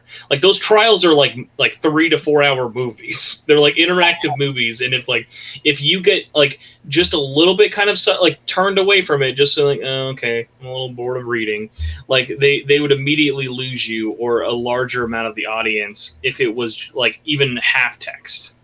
They definitely keep you engaged the entire trial. And those trials, especially in Danganronpa 2, can take up to like 3 hours to complete. And there was not one time where I was bored. Everything was voice acted. Everything's in your face. You literally have words in your face the entire time you are engaged. And I feel like if they wouldn't have done that, it would have been a totally different story. I mean, it's still a great game, but I think a lot of the immersion would have been lost. I also feel like I'm more like susceptible to spam through non-audio text boxes. Like, yeah, I mean, I read them, but like it's just like highlighting them, you know? Yeah, it's one of those things for me, I guess. If there's not voice acted, I don't really feel like. Again, I just don't read all the way through sometimes, and it's fine. Right now, I'm playing The World Ends With You, which, by the way, I have so many complaints about that game when it comes to the gameplay. I just don't even this is not the podcast for this, but yesterday. Hold on, I have to ask, what version are you playing though? I'm playing the Switch version, which is why. Okay, yeah, you're gonna have a lot more complaints then, that's for sure. Yeah, I definitely have. I need to know if it's good. I need to know if I need to get it. I'll say probably wait for the anime and just watch the anime or play the DS version of it. There's something wrong with the Switch system, and so Switch. It's definitely not meant for that platform. yeah, it's not meant for the Really? platform at all. So what it is, Fun fact: most people think the Switch version is a port of the 3DS version. It is a up-resed port of the iPhone version. oh really? What? Yeah, that is why. Oh, Like people forget that What? World Ends with You was brought to phones. I didn't know that. That's strange. Wow. Okay. Well, I'm learning more about Where? this. Uh, okay. So yeah. So it just so there's something wrong. The gameplay will only move when you're using like a single Joy-Con, but not the moving aspect, but like the what do you call that, motion sensor aspect. And the motion sensor, let's be honest, the Switch doesn't have the best motion sensor or anything like that, and it's never made to be like the best thing ever. So for them to expect you to play a whole game with a motion sensor is like, it's really bad. It's not well made. I'm going to disagree with you, Kiro. I'm playing Super Mario Galaxy right now on the Switch with motion controls, and it works pretty much flawlessly for me. I absolutely adore. It's like I'm back on the Wii again. It feels so perfect. it I guess does. it depends who develops it, right? Because if it's like an in-house Nintendo, they'd probably have that stuff down. Yeah, you they know what I mean? probably, so opposed to, I guess, the third party that just ported the game over. Like Spencer said, this is based on the iPhone version of the game. So I don't know. I don't even know what they did for the. But the point is, it's terrible. You guys can watch them. In fact, there's some aspects where I'm not even using. I gotta ask that really quick. Just because from what you're playing, I'm assuming you're just doing docked, right? Well, I had to because I'm streaming the game. But now I switched over to playing it with. So my in your screen. free time, yeah, in your free time, if you get a chance, try it in handheld mode because that's actually how the Switch version was designed to play, and it wants you to use the touchscreen. And Yeah. if the touchscreen with the buttons is how you're supposed to use it, as opposed to with using the IR sensor, because I think the thing that's hard to get across with it is you're not like aiming like, oh, I'm aiming and then I have to do an action. You're touching, dragging, and moving things like it's your finger, which is hard to really do with your wrist while you're still trying to play an action RPG. Right, yeah, it's really off. It just felt really off. But I don't think it's bad. I think it's a good game. I'm really enjoying the story. I love how 90s or like early 2000s it feels, because there's like a specific edge. It almost reminds me like in Persona 3. You know how edgy the game stylistically is. The World Ends With You has the same thing, where it's just like, it's so edgy and so like so early 2000s, and it just feels like it belongs to a specific time period. And it's just I love it. I adore the way that the game looks, and the music and everything is interesting. I love that they really own that style, and they went all the way with it, and it's crazy, and I love it.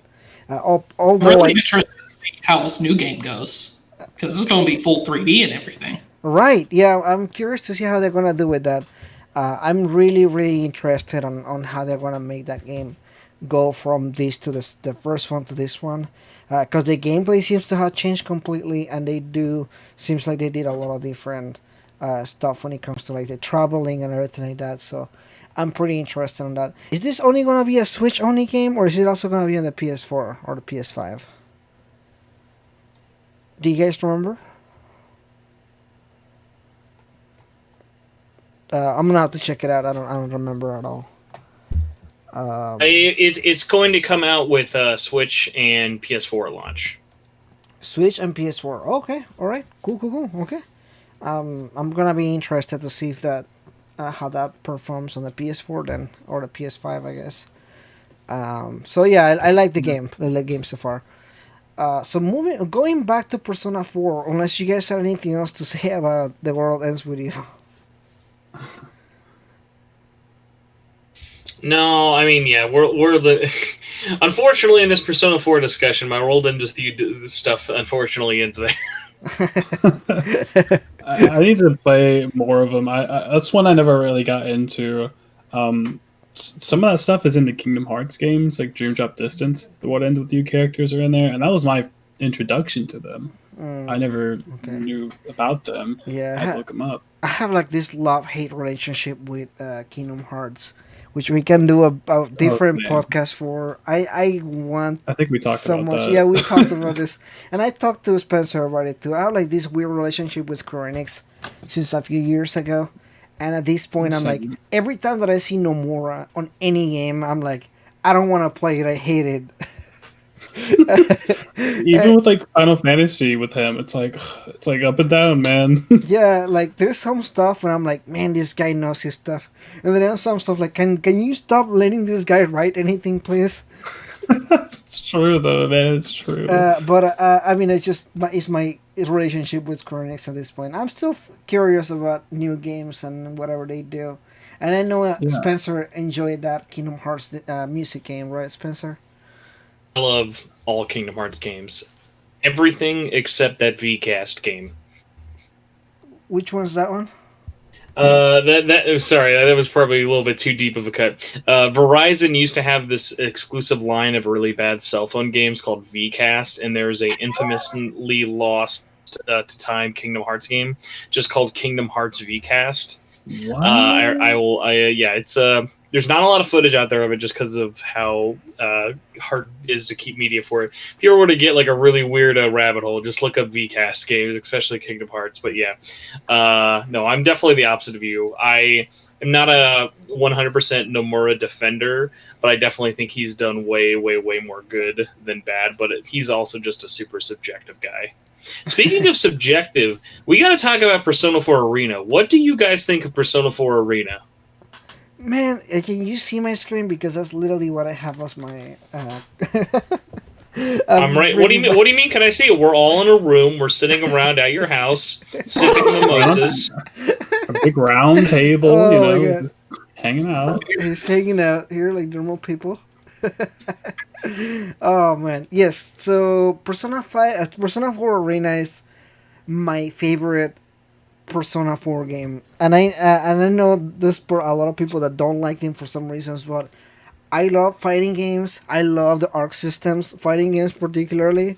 So like the fact that they made a Persona game with arc systems, the fighting they do is because it's really specific.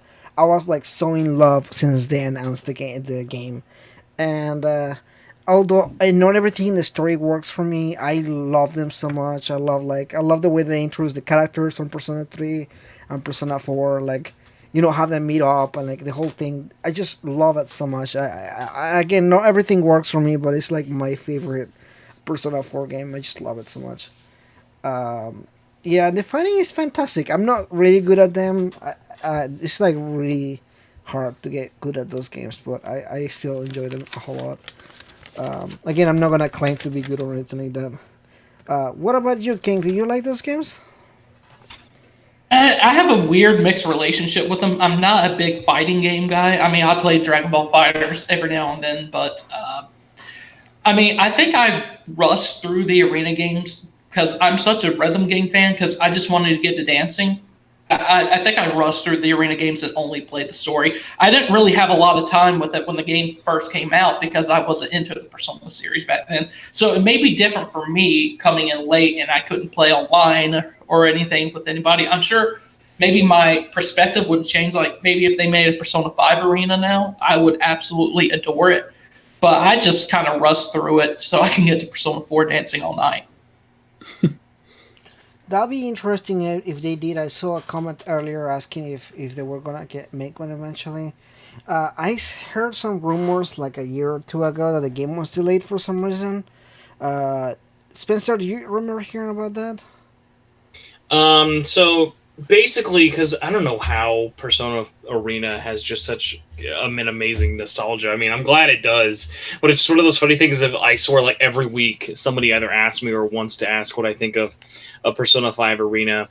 And what I think is so funny is when people say that, they don't ask, oh, I want a Persona fighting game. They don't ask, oh, I want a sequel to Ultimax. They're like, no, I want Arc System Works, only Arc System Works to make another one, which I think is just so funny. But basically, timeline-wise is this. In 2014, Ultimax came out. DLC support for it got cut short. It was actually scheduled to have a third DLC character. There was Marie as well as Adachi. And what was scheduled to happen was there was going to be another iteration of the game in early pre-development, like super, super early. And to announce it as well as part of their marketing campaign revving up to original Persona 5, Joker was going to be added into Ultimax. He's actually, like, the at least announcer files are in the base game. And then basically from everything I've heard on my end, Arc got really, really busy trying to work on, at the same time, BlazBlue, Cross Tag, and Guilty Gear, along with the early stages of Fighters. And ever since Fighters, they've just pretty much just been cranking on games. Like, they've got Grand Blue Fantasy right now. They are working on a new Guilty Gear. They've been doing a lot more self-publishing. So weirdly enough, because Atlus kind of pulled out at the last second and their schedule got so crazy, Arc System Works as a developer is just too busy and too big name right now to really work with Atlus. Like, Atlus, I'm sure, like, is aware of, like, how to get a hold of them, but, like, even the director of Ultimax and people at Arc System have said, hey, if they want to make another Persona fighting game, they just got to let us know. But then you, like, look at their, like, workflow right now, like, who at that team could really make it? And I think also it's impossible not to talk about Persona fighting games without admitting it's got definitely a sullied reputation. I think Cross Tag Battle definitely hurt a lot of that 2D side of Arc System Works in terms of their reputation or their, like, work enthusiasm. Obviously, trying to sell Mugen for $60 with $80 of DLC is going to be hard for any company, but that one was just definitely hard for them to really recover from. And even with 2 seasons of DLC, I don't think they ever got over that stigma of Cross Tag Battle just being skeezy. And unfortunately, that having Ultimax characters, while initially really, really cool that they're crossing over with stuff like Ruby, BlazBlue, or Alternate Imbirth, and even stuff like Sinner and Kagura, or even Arcana Heart, but, like, what started as a really cool crossover idea then just became, like, this joke of a game. It's like, I think when people look back at the PlayStation 4 generation, you'll remember certain fighting games for different things. And I think people look at, like, some of the biggest duds are going to be like Street Fighter V at launch and even Cross Tag Battle, just because you're either not going to remember it because of how forgettable of a game it was, or you're going to be aware that that game has such a stigma it'll never really wear it off. Like, it is so unpopular that, like, I have to remind people why it's a bad game. It's not like, it's not like people hear Cross Tag Battle and go, oh yeah, that was really bad. Most people are like, oh yeah, that was a game, wasn't it? Like, it just kind of came out and went. Like, no one really, like, there was a community for it, sure, but, like, development wise, you don't look at the passion behind something like that. Like, even look at something way less popular, even in the current mainstream of fighting games, like Soul Calibur 6, equally less popular than Tekken. Soul Calibur 6 is still getting more DLC support than even Cross Tag Battle. And can I ask a question for y'all? As someone who is not very familiar with the BlazBlue series, I have Cross Tag Battle. I got it for like $5 on the PlayStation Store, but I've yet to play it. What's with all the hate for it? I guess I don't totally understand coming from someone who's not really into fighting games. Is it the fact that it's too pricey, too much DLC? Is it a game? So basically, when BlazBlue came out, probably like 2 or 3 years ago now, it came out in 2018. So when BlazBlue Cross Tag Battle originally came out, literally up until its release, it had nothing but good hype. People were excited for it. People were ready for a new 2D fighting game. People loved these series. The kick in the pants was this: you were buying a $60 video game on whatever system you were buying it on, and half of the roster was already locked. And to make that worse is not only was the DLC, half of the roster was locked as DLC, they were all sprites from games that were already, like, finished and done. So, like, it was like imagine the Capcom Street Fighter Cross Tekken DLC scenario, but it was in a game that had already been, like, they literally ripped sprites from their own game and were charging you for them. So it's like they took the sprites, because I know there's a bunch of Persona 4 Arena DLC for cross tag battle. So it's like they took the sprites from those games, copy and paste into the game, and said, "Pay $5 for this." Bingo. Not even did they take the sprites; they took everything from the character, meaning all the fighting and everything like that. What that does to a game like that, like cross battle, is that it's really unbalanced. If you play fighting games and you have characters that do way more damage than other characters because of the combos that they do, that's really badly balanced. And the game had a lot of issues with balancing. I remember playing it when it came out, and some of the Persona characters were just like untouchable because they have a persona. You have a persona, and it's gonna do. You're not even gonna be touched. Like if you're good at fighting games, and you can easily break the game because of that. Have they patched some of that stuff? They have, but they've actually stopped supporting the game. I think after their last character in season 2. It was just one of those things of they always had such an uphill battle that I think for them, kind of going back to Street Fighter Cross Tekken, it was one of those cases of, even though there was a lot of potential with the game and all the crossover like stuff they had, because think about it, there was aspects of work that went into it. It is a 2v2 tag system. They did make new moves with those old animations and whatnot. I was extra surprised too that they actually went through the effort of getting all the original voice actors for all of these characters and giving them new English voice acting for cross tag, like Yuri Lowenthal, Johnny Owen Bosch, all of them, like the original cast of Arena and all of those characters, they all went into voice new lines for the story mode and the gameplay, but nothing was ever really enough to kind of save the game, and it literally just kind of faded into obscurity of just no one really knew what they could do to save that game. There wasn't a fix all option for that game. They kind of they had sent it out in such a state that they would have either had to go financially ruined to try and save the product, similar to Capcom. Capcom really screwed themselves with Street Fighter V's launch, but because of how big of a lineage Street Fighter V is, they couldn't have just let Street Fighter V have the terrible launch it did. That's why they kept doing new characters. They're probably not making that much money off Street Fighter V, but at least now, over the whole generation of PlayStation 4, the reputation of Street Fighter V isn't, oh man, that game's terrible. It's, oh, that game was really bad, but they stuck with it and made a lot of changes that the fans wanted. I'm glad you brought that up with that whole game, because on paper, that seems like such an awesome idea, having all those characters, different games, beloved characters put together. And I'd go to Twitch and look at the numbers of people playing the game. I'm like, why is it so low? What happened here? What's wrong? So, yeah, I was like, what happened? On paper, it's that seems like such a no-brainer idea. And having characters from Ruby and stuff, Ruby's huge too. It's that's a no-brainer. That should just work, right? But yeah, surprisingly, it doesn't. I never played the fighting games because of that, because I just figured there had to have been something wrong, that I wanted to beat Persona 4 Golden all the way. But I have played a lot of fighters, and I love fighters. I'm a big Dragon Ball fan in general, and I love that. So I'll probably go back to play those fighting games eventually if they go on sale. Well, I will say there's also this other aspect with cross-tag battle when it comes to the game being too easy. I guess I wouldn't call it too easy, but there's a specific finesse when it comes to the fighting games by Arc Systems. There are specific things that they do. You played fighters. All of you guys have played fighters, right?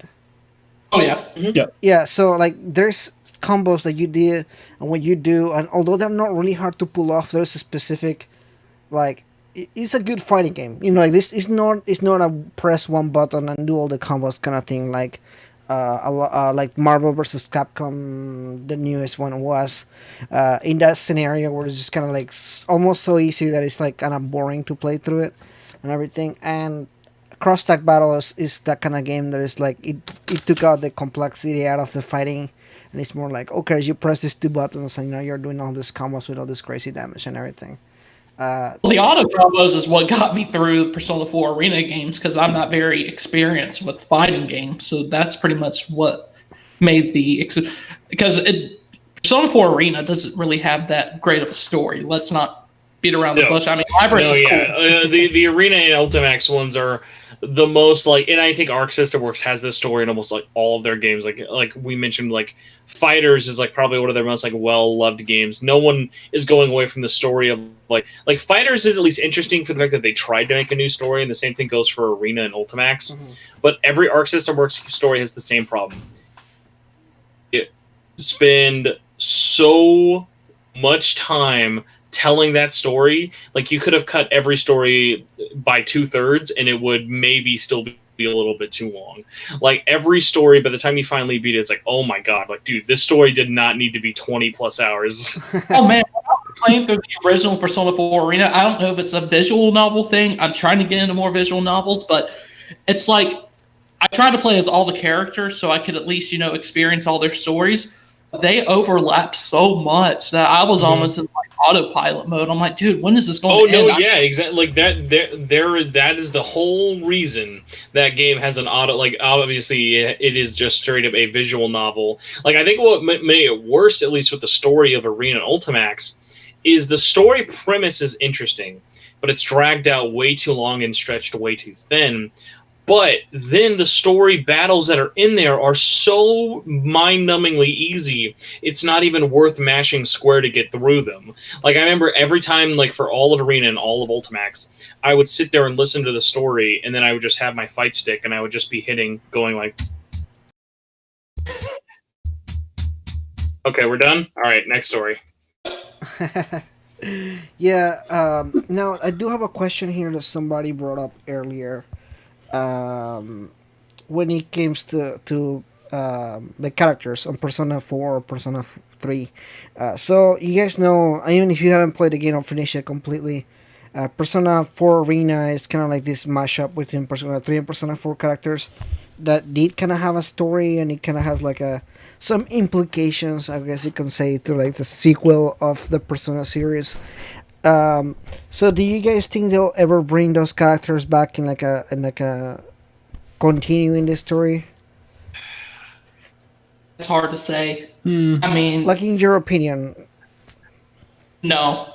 You know, I don't. I see Atlus kind of just working on like the current things. I mean, I really, at this point, don't think we're going to get a Persona 5 Arena, so I really don't see them bringing back all these older characters. Is that what you're asking? Yeah, or like continuing the storyline, because there is a lot of things that they leave on the last game. Now, one thing I would love to see, and I know this might be an unpopular opinion here, I would love to see them, because Nanako could be old enough to wield a Persona. I would love to see a Persona 4 sequel with Nanako as the main character. Oh, like a spinoff? That would actually be a cool way of like making a brand new game, but still having some like of the old game in it still. Right, but I'm assuming I'm the only nerd big enough here who's actually read the Naoto P4 sequels book, right? I didn't know that existed. I didn't either. Yeah, so they made a novel, which is a sequel to Persona 4, where it is Naoto in her early days of being a police detective.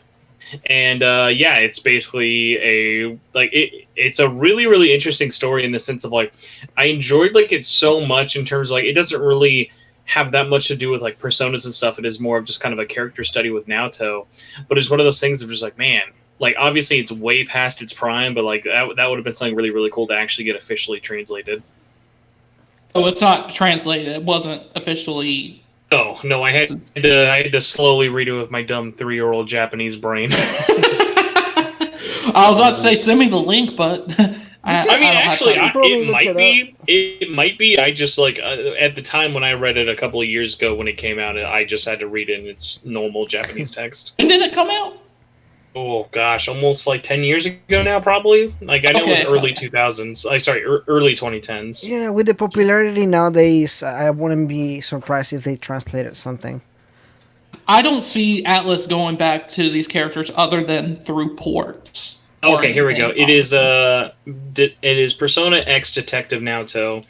This came out 2012 in a novel or a manga edition. Have they done that for any other characters? Not in recent history, unless you're counting like anime OVAs, in Yeah. which case then obviously That's- like Akechi or Adachi would have stuff. Yeah, they I did. kind of wonder why. They did the Persona, the Persona anime, Persona Trinity Soul, the Curse anime. Yeah. Oh, guys, I just did something really bad, and I just Googled Persona 4 Naruto novel, and the first thing that popped up was Under the Umbrella with Naruto and Kanji just blushing at each other while they're looking under an umbrella. That ain't the kind of novel you need. That ain't the kind of novel I need. Yeah, so I do recommend you guys checking that out. I know exactly what Spencer's referring to. I haven't read them all, but I looked through them, and it's pretty cool stuff. It's awesome. It's actually really funny looking at how there are still some people talking about it nowadays. Like, I remember when Persona 5 came out, nobody was talking about Persona 4 anymore. Like, it went from like, there's a lot of hype about Persona 4. Then Persona 5 comes out, and nobody talks about Persona 4 at all. And then now, like, Persona 4 Golden came out back on Steam, and now everybody's talking about it again. I'm like, yes, I love so many people talking about it now. And Wow, what a concept. You make your games easily accessible to a new generation of people, and people start talking about it again, and it makes money. That's just really mind-boggling. right? Who would have thought that would have actually happened, right? Thank you, I mean- YouTubers. I mean, don't get me wrong. I know that porting a game is a lot of work, and I know that they probably put in a lot of work for the Persona 4 Golden. But come on, let's just make it accessible, guys. I'm sarcastically laughing that he says they put a lot of work after I'm seeing trying how. to figure out like who like thought that either they're just too busy to do ports, or is it like more of a thing where they're like, if we port it, it probably isn't going to do well, but then it ends up doing amazing. I'm just trying to figure out where is it at that they haven't ported it. Like, what's the deal as to why? They're really cheap, man. That's what happens. I'm convinced that somebody at Atlus is like so cheap. They're like, we have to pay people to do what? And Yeah, hence why like when I like did my latest video about who actually makes these ports, it's like people don't even know the companies who are actually making these ports. Like if you look at Steam, it just says Atlus developed it. Like I literally had someone like this was before I did my video, but like this was part of what really motivated me into doing my ports video. Like people were just looking like, no, dude, I looked at the credits for Catherine Full Body on Switch. It said Atlus, so. Yeah, Atlus did it. And it was just like, I mean, if you look at every one of these games credits, it tells you, like, yeah, the original game staff credits, but, like, it then gets to this depressing thing of, like, if you look at Catherine on Switch, that was 8 people who ported that to Switch. If you look at Golden on Steam, I think that was about, like, 13 to 17 people. Like, it is a lot of really, really small teams making these ports happen. Going back to your question of, like, why don't they do it? It's definitely not a case of them being too cheap. I think, honestly, for them, they have a company policy over at Atlus Japan of when they are working on a game, they don't want it to just be a no-frills port. Even now, you can say what you will about stuff like Strange Journey Redux or Catherine Full Body or Royal. Obviously, those all have different levels of quality in terms of effectiveness, but it's more of like Atlus Japan, when they are porting a game in their head, they don't ever want to just do a port.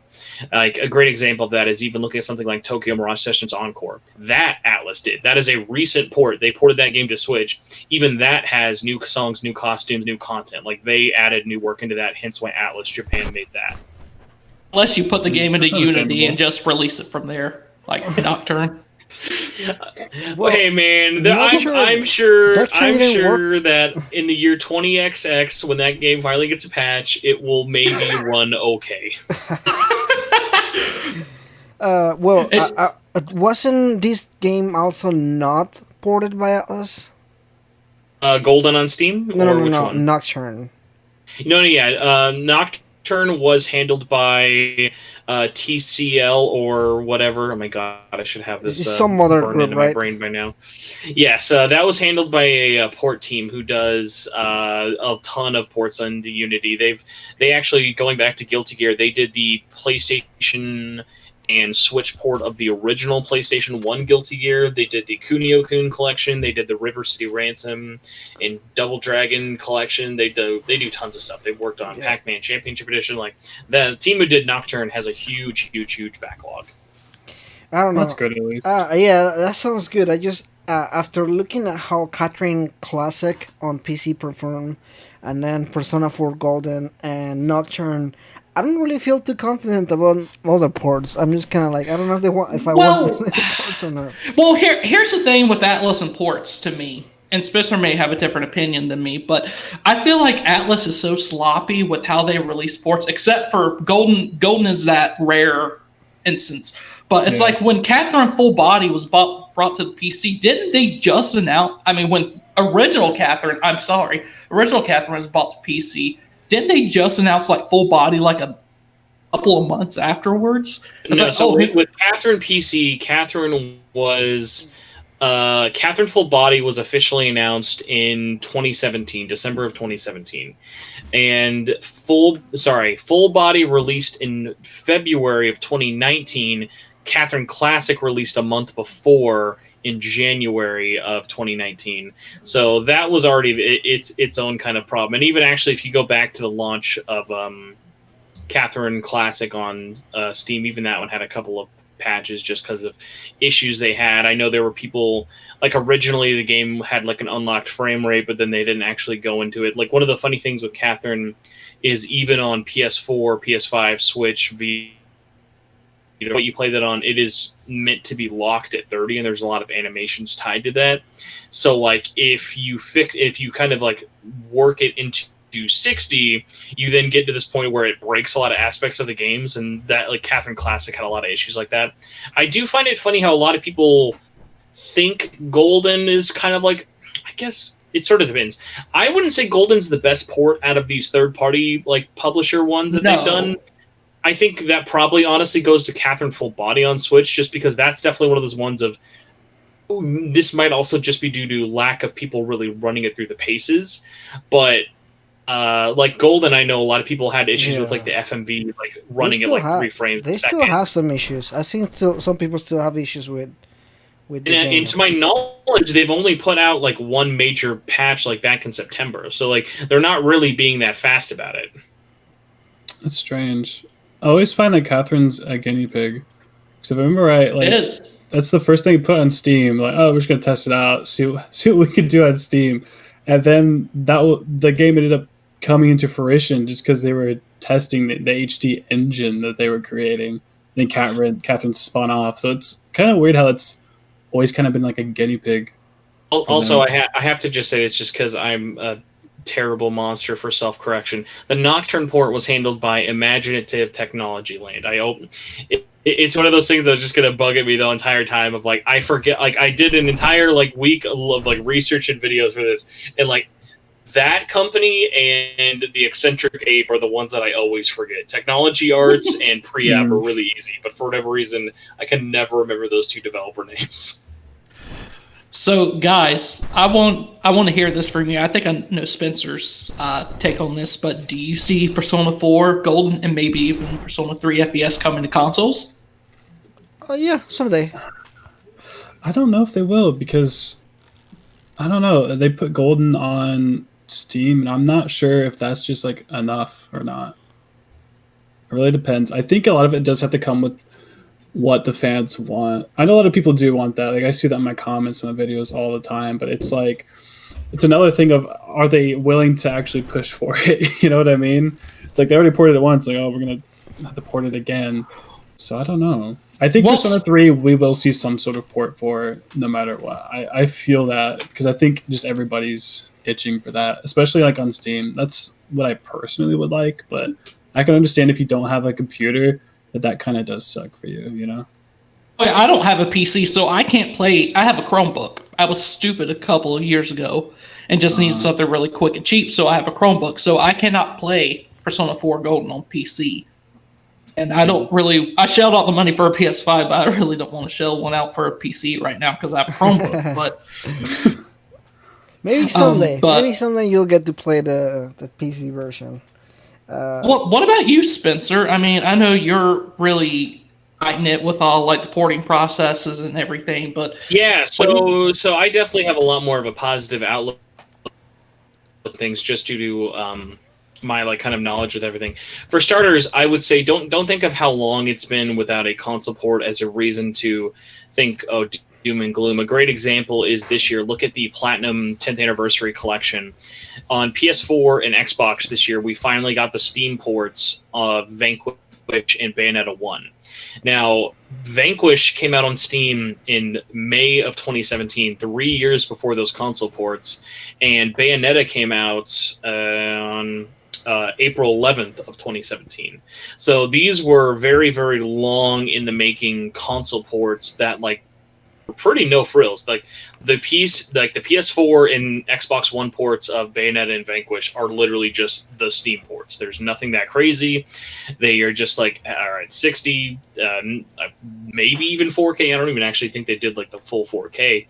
But what's so funny about it is like the reason they waited so long wasn't because, oh god, it's going to take us a really long time to be done with it. They were like, what's the closest like reason we could release this? An anniversary. So the 10th anniversary came up in this year because those games both came out in 2010. So then I have to look at my handy dandy Shin Megami Tensei network calendar, and then it goes, oh, what's next year? Oh, it's an anniversary year for Persona. Sure would be handy to release that Steam port on consoles that are now out. So yeah, it's like Persona 4 is a slam dunk, 100% console port is happening. No way in hell it is not happening, at least for Persona 4 next year. The more interesting question obviously then goes to what do they do for 3, but obviously that's all kind of up to semantics and what you really want.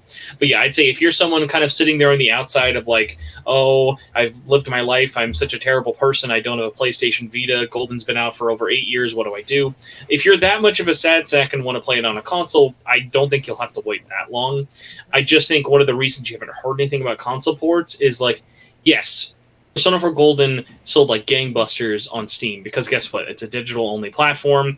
You're going to sell a bunch, throw it up there for $20, go for it like that. I think with consoles, though, even with something as big like Persona 4 Golden, you can't just drop at any time of the year a Vita port in HD and expect the world to really like stop like they did for the PC one. Like they're not going to be like, oh my, a Persona game.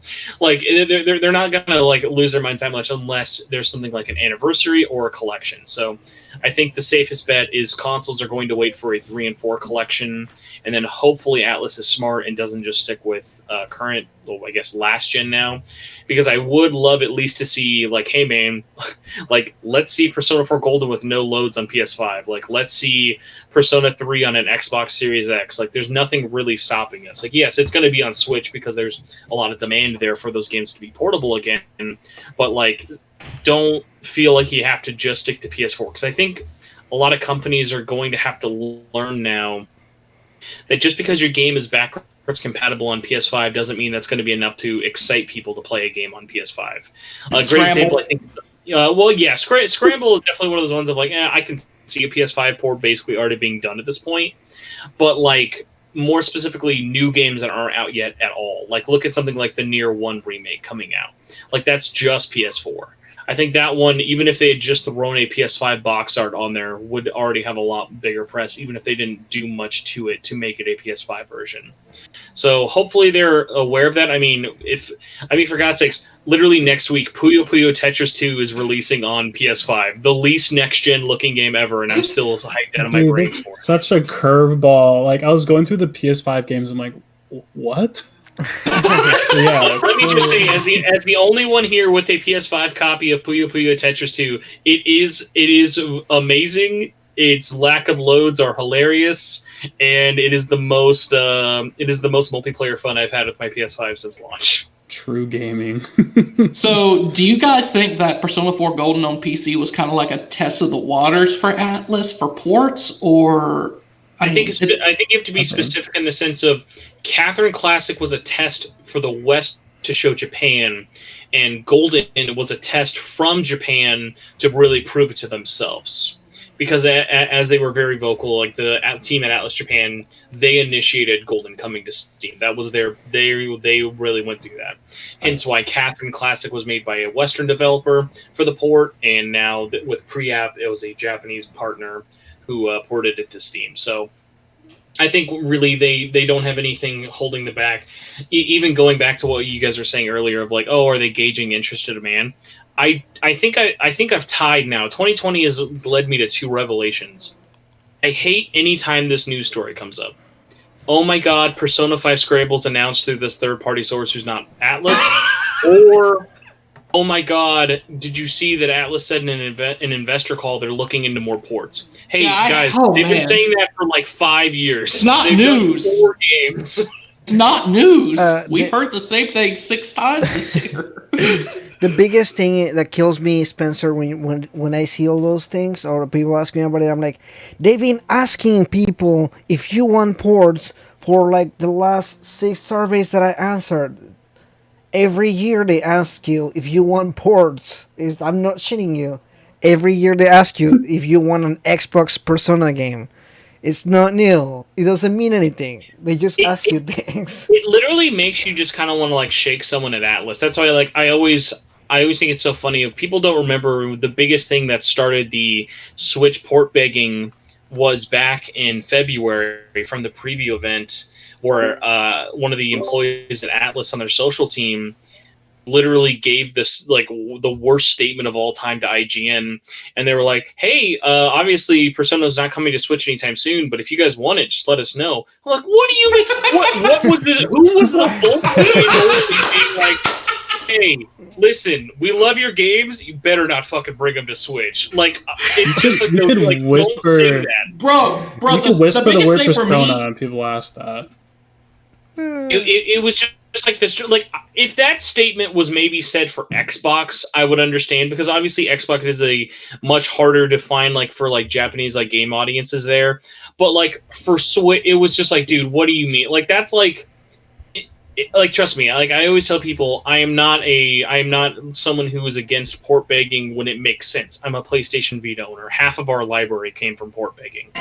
Borderlands 2 did not start in the inception phase as a Vita game, trust me. Oh my God. Dude, Borderlands on the Switch is actually strange. You have to buy like two. Yeah, so it's like one of those things. A great example of like 2 games that got ports like port begged into existence. Borderlands 2 was never going to come to Vita unless it got begged. Borderlands, anything coming to Switch got begged a ton into finally happening.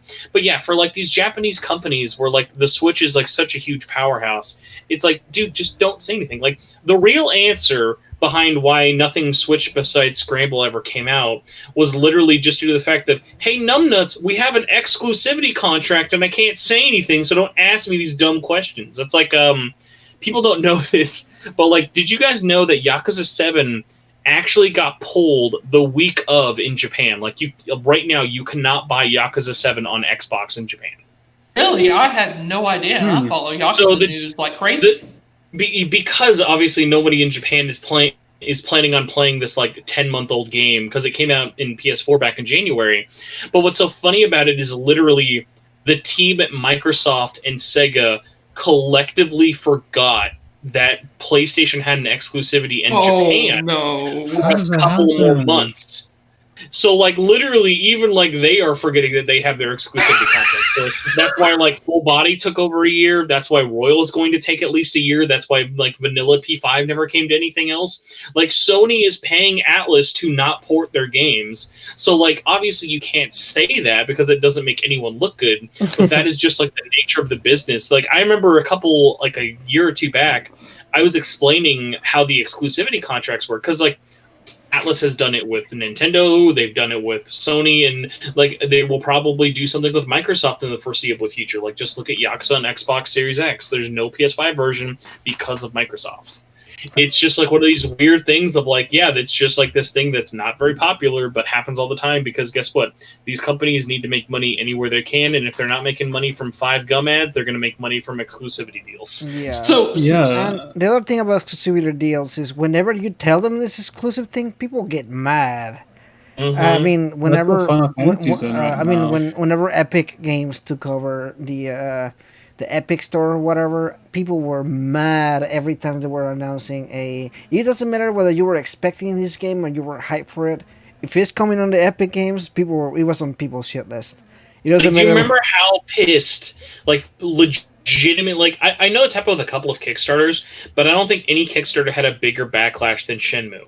When Shenmue announced at E3 that it was going to be on PC only for Epic Game Store, like, literally, I think last week or 2 weeks ago, Shenmue finally got off the Epic Game Store as an exclusive.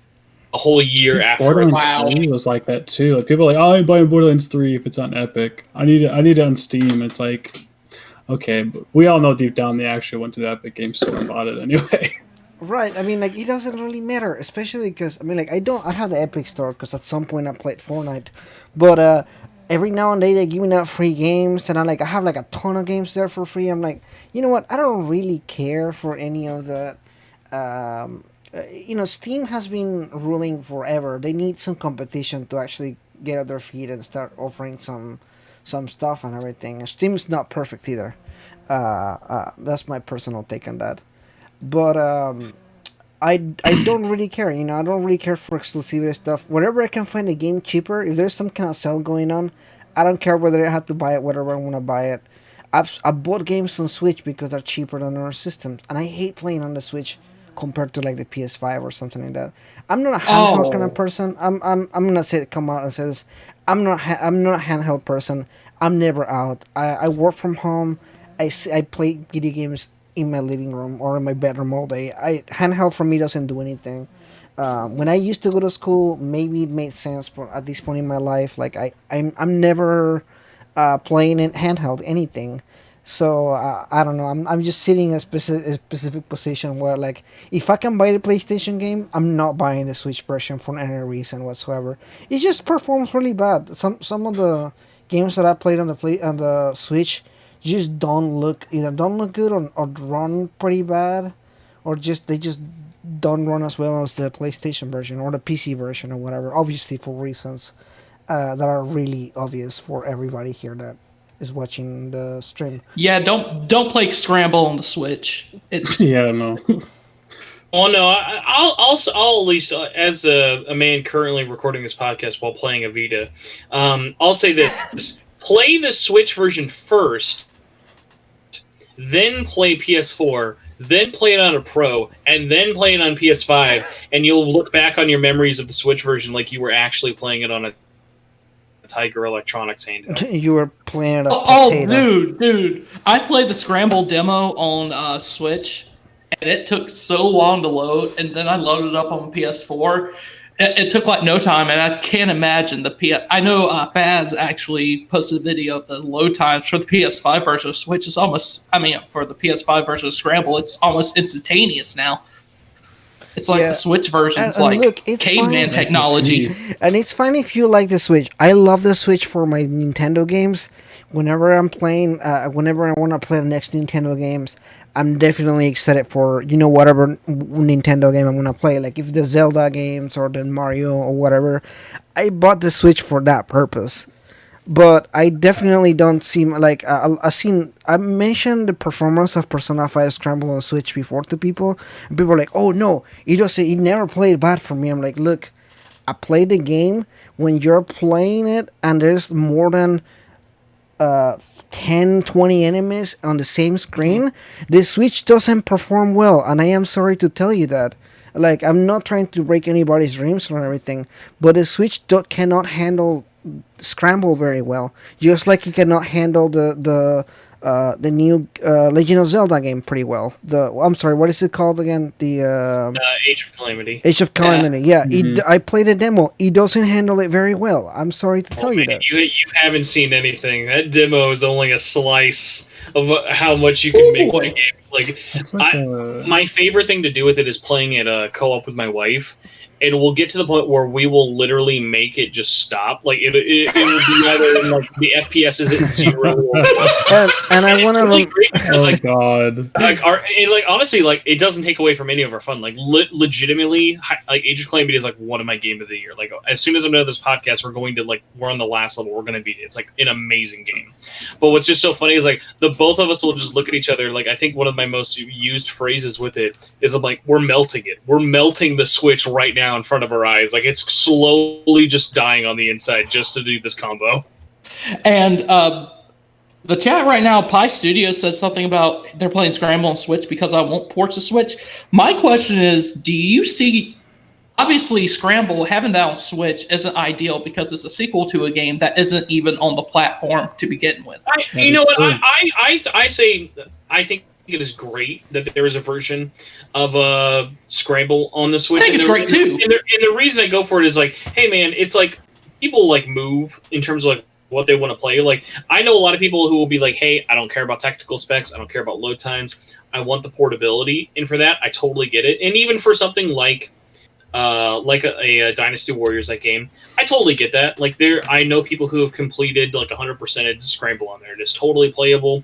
And honestly, like people do give it a lot of crap for like the load times, but like outside of the load times, one of the most impressive technical things you can say about Scramble on Switch is it just looks like you're playing P5 on a PS3, which is like, oh, hey, that's like what you want. You want it to feel like the game.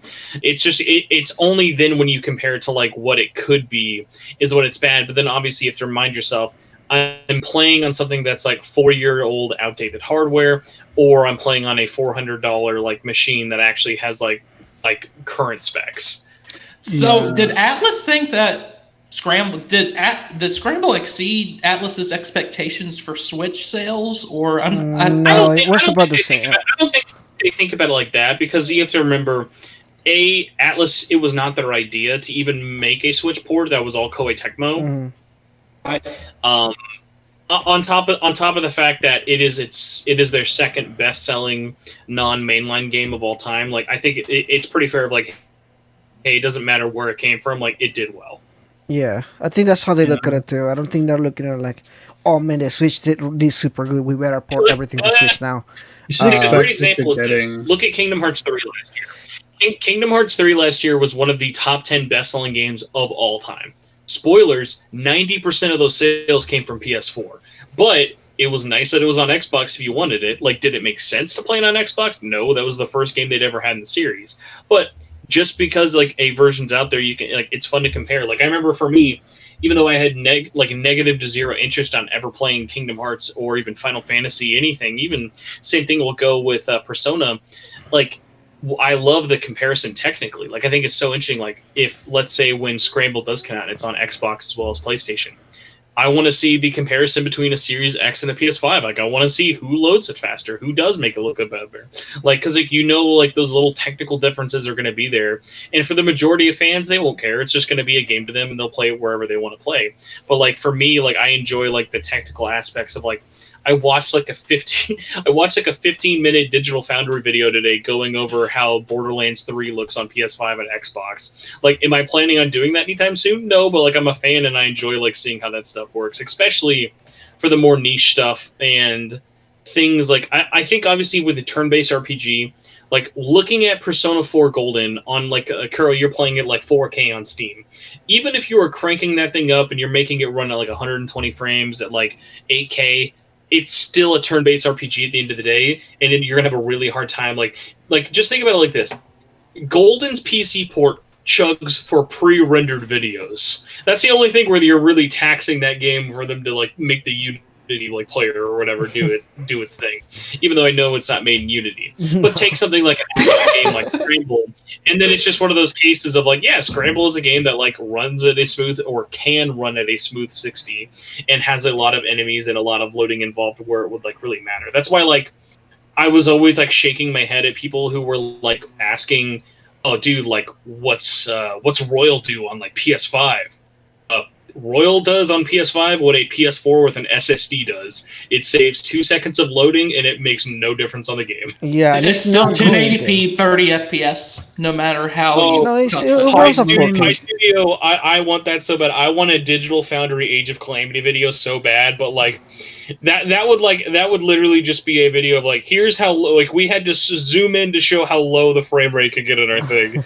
It would just be like because like there are just some games where like it really doesn't like take away from the enjoyment of it. It's like Deadly Premonition. Deadly Premonition 1 and 2, terrible performance. That's not where you're playing the game. It doesn't matter. That's not where the fun is. Okay, so I think we're going about 2 hours and 24 minutes, which we spoke about in less than that, but I don't care. I'm having fun talking here. Did you guys have anything to add to Persona 4 before I even forget that we had a Persona 4 podcast today? There's one.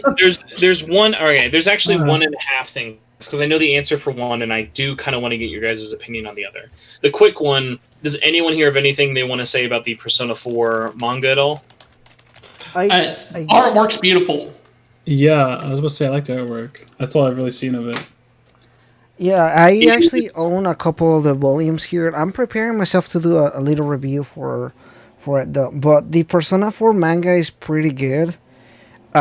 It's a shame that I read it after watching the anime and all these other media they've done before, because the Persona 4 manga is really good.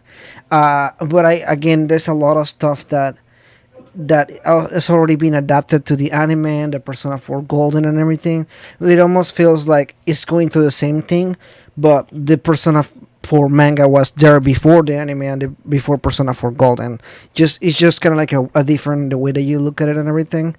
For example, there's a lot more dynamic with Adachi or like some of the other characters that are more fleshed out and everything.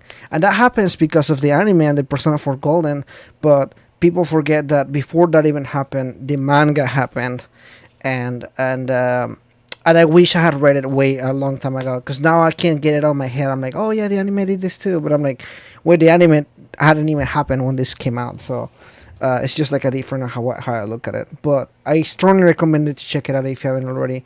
Actually, all the Persona anime manga is really good. I just got 2 volumes for Persona 3 too, and they are really good. I really love the way they did the design and everything. It's pretty cool.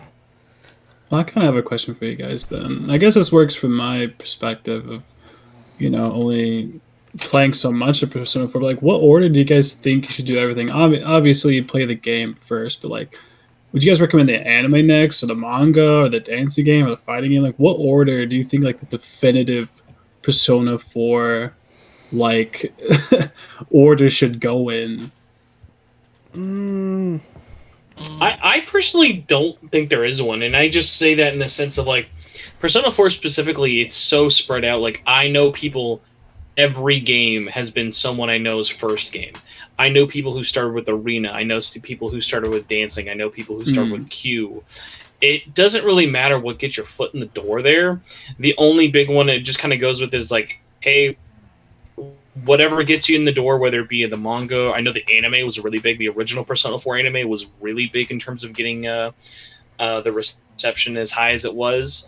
That being said, like, I wouldn't say there's any wrong place to start outside of like obvious ones. Like, hey, don't jump into Q2 maybe if you can help it. Like, at least start with Q1 maybe or something. like if you really have to, like, I don't know, but like at the very least, it's like there's no real wrong step to really go with. It's more of just like whatever catches your interest. It's sort of like with any real Persona at all. It's like where people are like, oh, you should start with 5. No, you should start with 3. Oh, you should start with 1. It's like, dude, there's no wrong. Like, you could start with Eternal Punishment, and like it's a fine starting place. I think I started there actually a long time ago.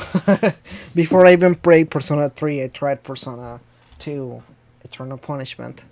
That was an interesting start. I didn't finish that game that time. I actually played maybe like 2 or 3 hours of it and I quit. Of course, I went back and played, but it will be an interesting play to start here. So, Spencer, did you have any other questions to ask us? Yes, I didn't actually expect us to go on that long of a tirade. I thought I'm the only manga nerd here. No, the other one I did allude to earlier is any opinions on Q for anyone? trying to play it. I'm not a fan of the Etrian Odyssey kind of gameplay. I love the interactions between the characters, but I feel like some of the gameplay is a little tedious at times. Honestly, I do plan to get to those games. I have a lot that I'm trying to play and stream at the same time. So I have like games like on the back burner, like when I'm not streaming, the games when I'm streaming. I've always planned to get to those because I have a 3DS XL, so I could play those games, but I just haven't gotten to them yet. They look fun though, even though it's the art style is, I mean, obviously different because it's like a handheld thing or whatever. But I look forward to playing them, or I'd like to play them at least. I love the chibi art style. I think chibi Igus in the game is the cutest thing I've ever seen in my entire life. I think it really makes sense because of the portable aspect of the 3DS, where you're kind of like, it's like a pocket version of Persona, as usually how I tell people about it. So I have the opposite opinion from King's perspective. I love the gameplay. I hate a lot of the interactions that they did for the different characters, because to me what they did is they took the version of a fleshed out character and made it into a cartoon version of that character. For example, Chie is just the meat lady, and he just talks about that's meat. what I was worried about. I was worried about the game being like that. Yeah, and it's exactly what it is to me, at least particular. They did more on Persona Q2, which, by the way, you can totally skip the first game. You don't have to play Persona Q to play Persona Q2. In fact, I recommend you not to play Persona Q, the first one. You don't really need to. So I particularly don't even recommend playing the first one. Although there's a lot of funny moments. I have to at least say, I get what you mean. The characters are definitely a lot more. We are just archetypal people in terms of it. Q1 at the very least, dude. Like, A, amazing dungeon designs, and B, legitimately like one of the best OSTs in the entire series. Oh yes. Oh sure. yeah. I agree. Yeah. 100% agree. Then, well, if you said the music, well, that's what I had to say. I'll get it. The music is Oblivion really was good. want to talk about the music, by the way, at some point. The music on, wow, good. we do need to talk about the music. Now, Persona Q music is really good. There's a lot of remixes that they did. There's a lot of stuff that I was like, yes, I love the music. It's so good. In the first game, particularly, the tracks that they use for the different dungeons and everything, I'm like, I love that they did all this stuff. I love it so much. So that's one aspect that I do like. The character, the way they did the character development, or like lack of character development, is just not my cup of tea in that aspect. Still fun games, and like you said, if you're caught up with other games, there's no rush. These games, you're not really missing out on I'm looking it up right now because I'm like, if the music's that good, did I have to? Oh yeah, Lotus Juice listen is to the amazing music. in listen to the Persona Q music. It's games. really good. Got it. Well, I've heard his remixes for the the P4 stuff, so man, I have to then. Yeah, the music. If Is Fire Up in the Night is If you amazing. ever want to know, like, easily like top 10 like transformative, like big galaxy brain moments for me, was going to see, I think it was like TaioCon 2015, this like smallish convention in Arizona, like around Phoenix. They had the main vocalist from Persona 3 and 4 and Lotus Juice all got brought out for their, like, it was the first time they'd ever been to the States together to perform for like this like mid to small size con. And it was right after Q had released. So it was like having like one of those like Persona Super Live concerts, but with like 100 to 200 people and like a room. And it was just like magical. Like hearing them like perform it live, like actually in person, was just like, there was like the raw emotions in it were just amazing. Bro, I'm so like fucking jealous of you right now. I would absolutely love to see that. Yeah. I didn't even know they came to the States. Yeah, they came to the States at least 3 times, but that year specifically, I'm feeling really bad. I'm forgetting her name, but the main vocalist from Persona 3 only came that 1 year. So it was only the 3 of them for that 1 year, which I'm such a huge fan of like all of them. And it was really funny too, especially just like watching. It was just so funny, like watching all the like different reasons of like why people were really into it, because it was like in that peak Persona 4 era of like, oh my god, we love everything. Like there was just like so much like positivity for like all of the like games at the time. But I think because Q's release just did such a great job of like making everybody like so nostalgic for like those games for so many different reasons. I'm looking at my channel now, and I do have some footage from my very, very, very bad camera. But yeah, if you look up like TaioCon 2015 Persona concert, you'll find some footage clips I put out there. I can only assume the quality is very, very bad, but it is out there. I gotta see this. I gotta see it. By the way, Yumi Kawamura is the Persona 3 vocalist. Alrighty, so we got some questions here that I've been gathering through everything here. Before we jump into the question, I guess we're going to talk about the music of Persona 4, because I do want to wrap this up with the music. Since you guys reminded me about it and I forgot about it completely, although it's one of the best aspects of the game. King, what is your favorite track, if you have any particular ones? Oh man, are we limiting it to just Persona 4 Vanilla or Golden, or can we do from the entire series? The entire Persona series, Persona 4 series. Okay, because I have a bunch of I love Heartbeat, Heartbreak. Oh, it's so good. Oh man, it's so good. The mix is so good in Persona 4 dancing. Oh yeah, definitely. So I love. Oh, Spencer, thanks for posting that. I got to. Spencer just posted that. I gotta see that, man. I can't wait to see that. Yeah, I wanna post that on the chat on the I love the Fog remix that we got as DLC on Persona 4 Dancing All Night. I think that's absolutely fantastic. I'm not going to spoil anything, though, because Oblivion hasn't played that yet, probably, or he hasn't gotten to that part of the story. Yeah. And I also love the Now I Know remix from Persona 4 Dancing All Night as well. That's a good list. I like all of those games. All of those songs are really good. What about you, Rising? I know you don't have much experience with the games, but I'm sure you listen to the music. I think I've probably heard more of the tracks outside of the game than in the game, which is so strange. Like I said, I found Persona 4 just in general. I can't even remember, maybe like my before freshman year of college. I'm a senior now, so it's been like 5 years. But yeah, I found people streaming the game and like the music was in the background. I'd like do homework while listening to the tracks of like the people playing it. Then I found the dancing game, and like I said, I have like all that stuff downloaded just on my phone now. And I think Persona 4 might, I don't know, maybe not, because I need to jump into the other games, like the earlier ones. But to me, I just feel like the music is best there. And with the dancing game having the remixes, it's so good. My favorite tracks, though, I like just the regular version of Heaven, just like not the remix. The regular version of Heaven, Backside the TV, which is the Lotus Juice remix, that's really good. Signs of Love's good. Heaven is good. Even the remix versions, Snowflake, Shadow World, Now I Know, Your Affection's good. The remixes are good too. I don't know. There's like not a song I don't like almost. It's almost harder for me to find the songs I don't like, I guess, which is kind of hard. Bro, when you get to a certain section of Persona 4 Golden, Heaven will bring you to tears, dude. It will bring you to tears. It's Nanako's song, right? Maybe. I'm not sure. I don't know. I guess you'll have to find out. I think it is, but yeah. Oh, and another weird thing. So I've been to a lot of conventions. I know the cosplaying is kind of weird, but I cosplay. I go to conventions. And sometimes they sell like music at the booths. And every single booth, because I've been going for like 4 or 5 years now. So I've been to like dozens of conventions, and every single time I go to these booths where these people have a bunch of CDs, I'm like, where's your Persona music at? And they're like, oh, it's here. And they'll like point to like this CD. I'm like, oh, it's like, it can't be that expensive. And it's always, without a doubt, always like $200 or $300.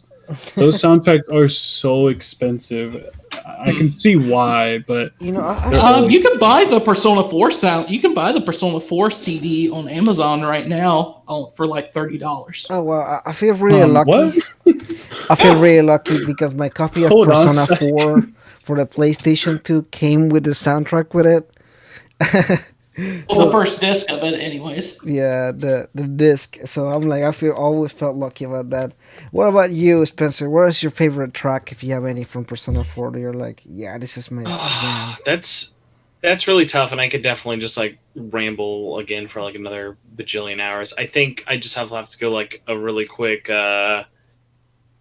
highlights for a couple. One that never gets really talked about a bunch. I love Best Friends, the opening to Ultimax. almost any of the remixes, like you guys said, are just like so great. And even some of the not even like actually part of game albums, but like the original songs for the animations or the Golden, or even there was like a techno remix album called like A1 STL or something that was just like Persona 3 and 4 remixes. Just so many different areas for it. Just like the emotions that I get from listening to the Persona 4 soundtrack, just like I will never like it's just like one of the most like, immediately like instant nostalgic kickers for an album, because like even though like Persona 4 Golden might not be like my like favorite like game series of all time, or even just like entry in the whole series, one of the things that makes 4 stand out over all the other Persona games to me is like, yeah, I love the music in 5, or I love the music in even stuff like SMT4 or the first couple of Persona games. What like the makes difference with 4 and Golden specifically, there's not like a track on there where I'm like, it's okay. I'm not That's like, there's like that song, like everyone emits like an emotion out of me. And the only other game series that has done that more consecutively than Persona, but in the best comparison I can have, is like with Kingdom Hearts. So when I was going through the Kingdom Hearts rhythm game, I was like, oh my God. I know way more of these songs than I should have any reason for it. I just have like such engraved memories for all of these songs, and the same thing goes for 4, of just like whether it be the Junes theme or whether it be the credits theme, like Caligula for dancing, like even something like that. Like I could recite every single word to the end credits song of Dancing All Night, which a grown man my age should not be able to do. Let's test that. Let's test that knowledge right quick, Spencer. I think we could do that right. I think we got enough time to test that knowledge of that song. That is that is a 5-minute long song. You do not want that song sung. Somebody give him a beat real quick. To me, I think Persona 4 soundtrack, I go back to it a lot more often than Persona 5 soundtrack. I agree. I love Persona 5 soundtrack, don't get me wrong, but I think the music of Persona 4 just puts me in such a better mood, and I just think it's a lot. Yeah. You can listen to it repeat a lot more. I think it just really depends. For any mood, too. Yeah. I think it just really depends, because Persona 5 music is good, but it's so situational, and like this is it's supposed to be for like espionage, or like you're running around and hiding and doing phantom thief stuff. You know, I don't really want to listen to whatever song. I'm like reversing the desert. I'm over here sitting in my car, and I'm like, I love this song, but I'm not really like fighting a boss battle right now. There's also a lot of jazz in P5 too. Yeah. A song I've been listening to a lot from Persona 5, actually Scramble, is Axe to Grind. Oh, that's a good song. That's probably my favorite Persona 5 song, and it's not even on the original Persona 5 soundtrack. I love the jazzy, funky style of Persona 5, but to me, Persona 4 just puts me in such a good mood, especially in the mornings on my commute to work. And like I think Swizzer was saying, it's like I've only like Kingdom Hearts is the only other game I've compared that to as well, or some of the Final Fantasies. They're so good at that. And having different songs, themes, and then Kingdom Hearts does this where it has like a certain character theme, and then there's fighting music mixed in with that character's theme sometimes, where they tweak the song just a little bit. It does so much to sort of give you a familiar like feeling, but somehow changing the song enough to be in like a different setting, like a boss fight, which I think is just really good design. Music like completes the game. I feel like you can have good environment, good story, then music on top of that. It's like you're not only just playing a game and having fun, but you're also like jamming out at the same time, which adds a whole extra level of just love to a game and nostalgia. Because then you listen to that track later, you're like, oh yeah, I remember when I played like this bit and that song comes on. That's what usually happens to me when I hear like those tracks. Heaven still brings me to tears whenever I hear it. I almost have to skip it almost It's my every favorite time. track. I don't think I said that, but that is my favorite track. It is definitely really good, but it does make me sad. It's a really good song, but it can make me sad sometimes. I definitely feel that.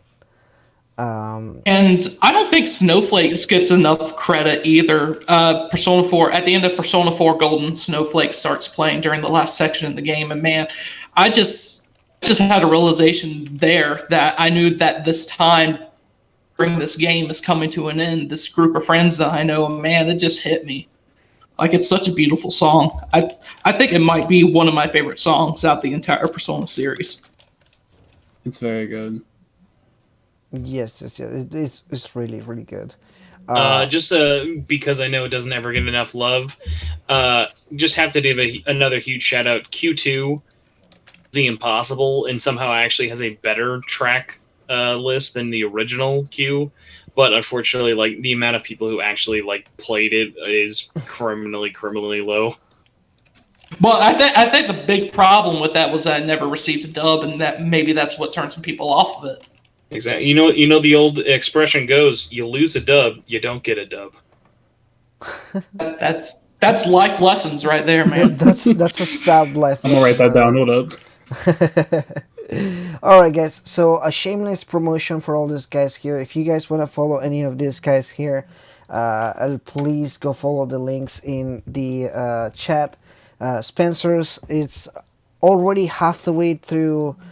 Past 1,500 subscribers. So congratulations, Spencer. You reached 1,000 and you got another 600.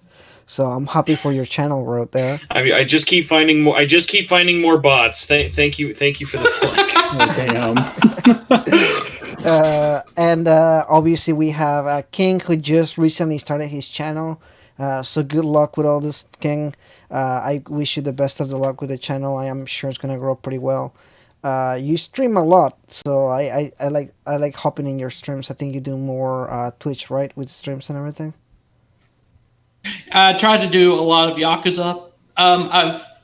A lot of personal stuff has happened lately in my life, so I haven't been streaming as much. But I'm planning to get back on that horse again and trying to do that in the near future. Right. So congratulations again in the channel. Hope is growing well so far, and I'm hoping you're liking the YouTube scene and everything. And obviously, Rising of Oblivion, who reached out to me, welcome. And again, good luck with your channel there.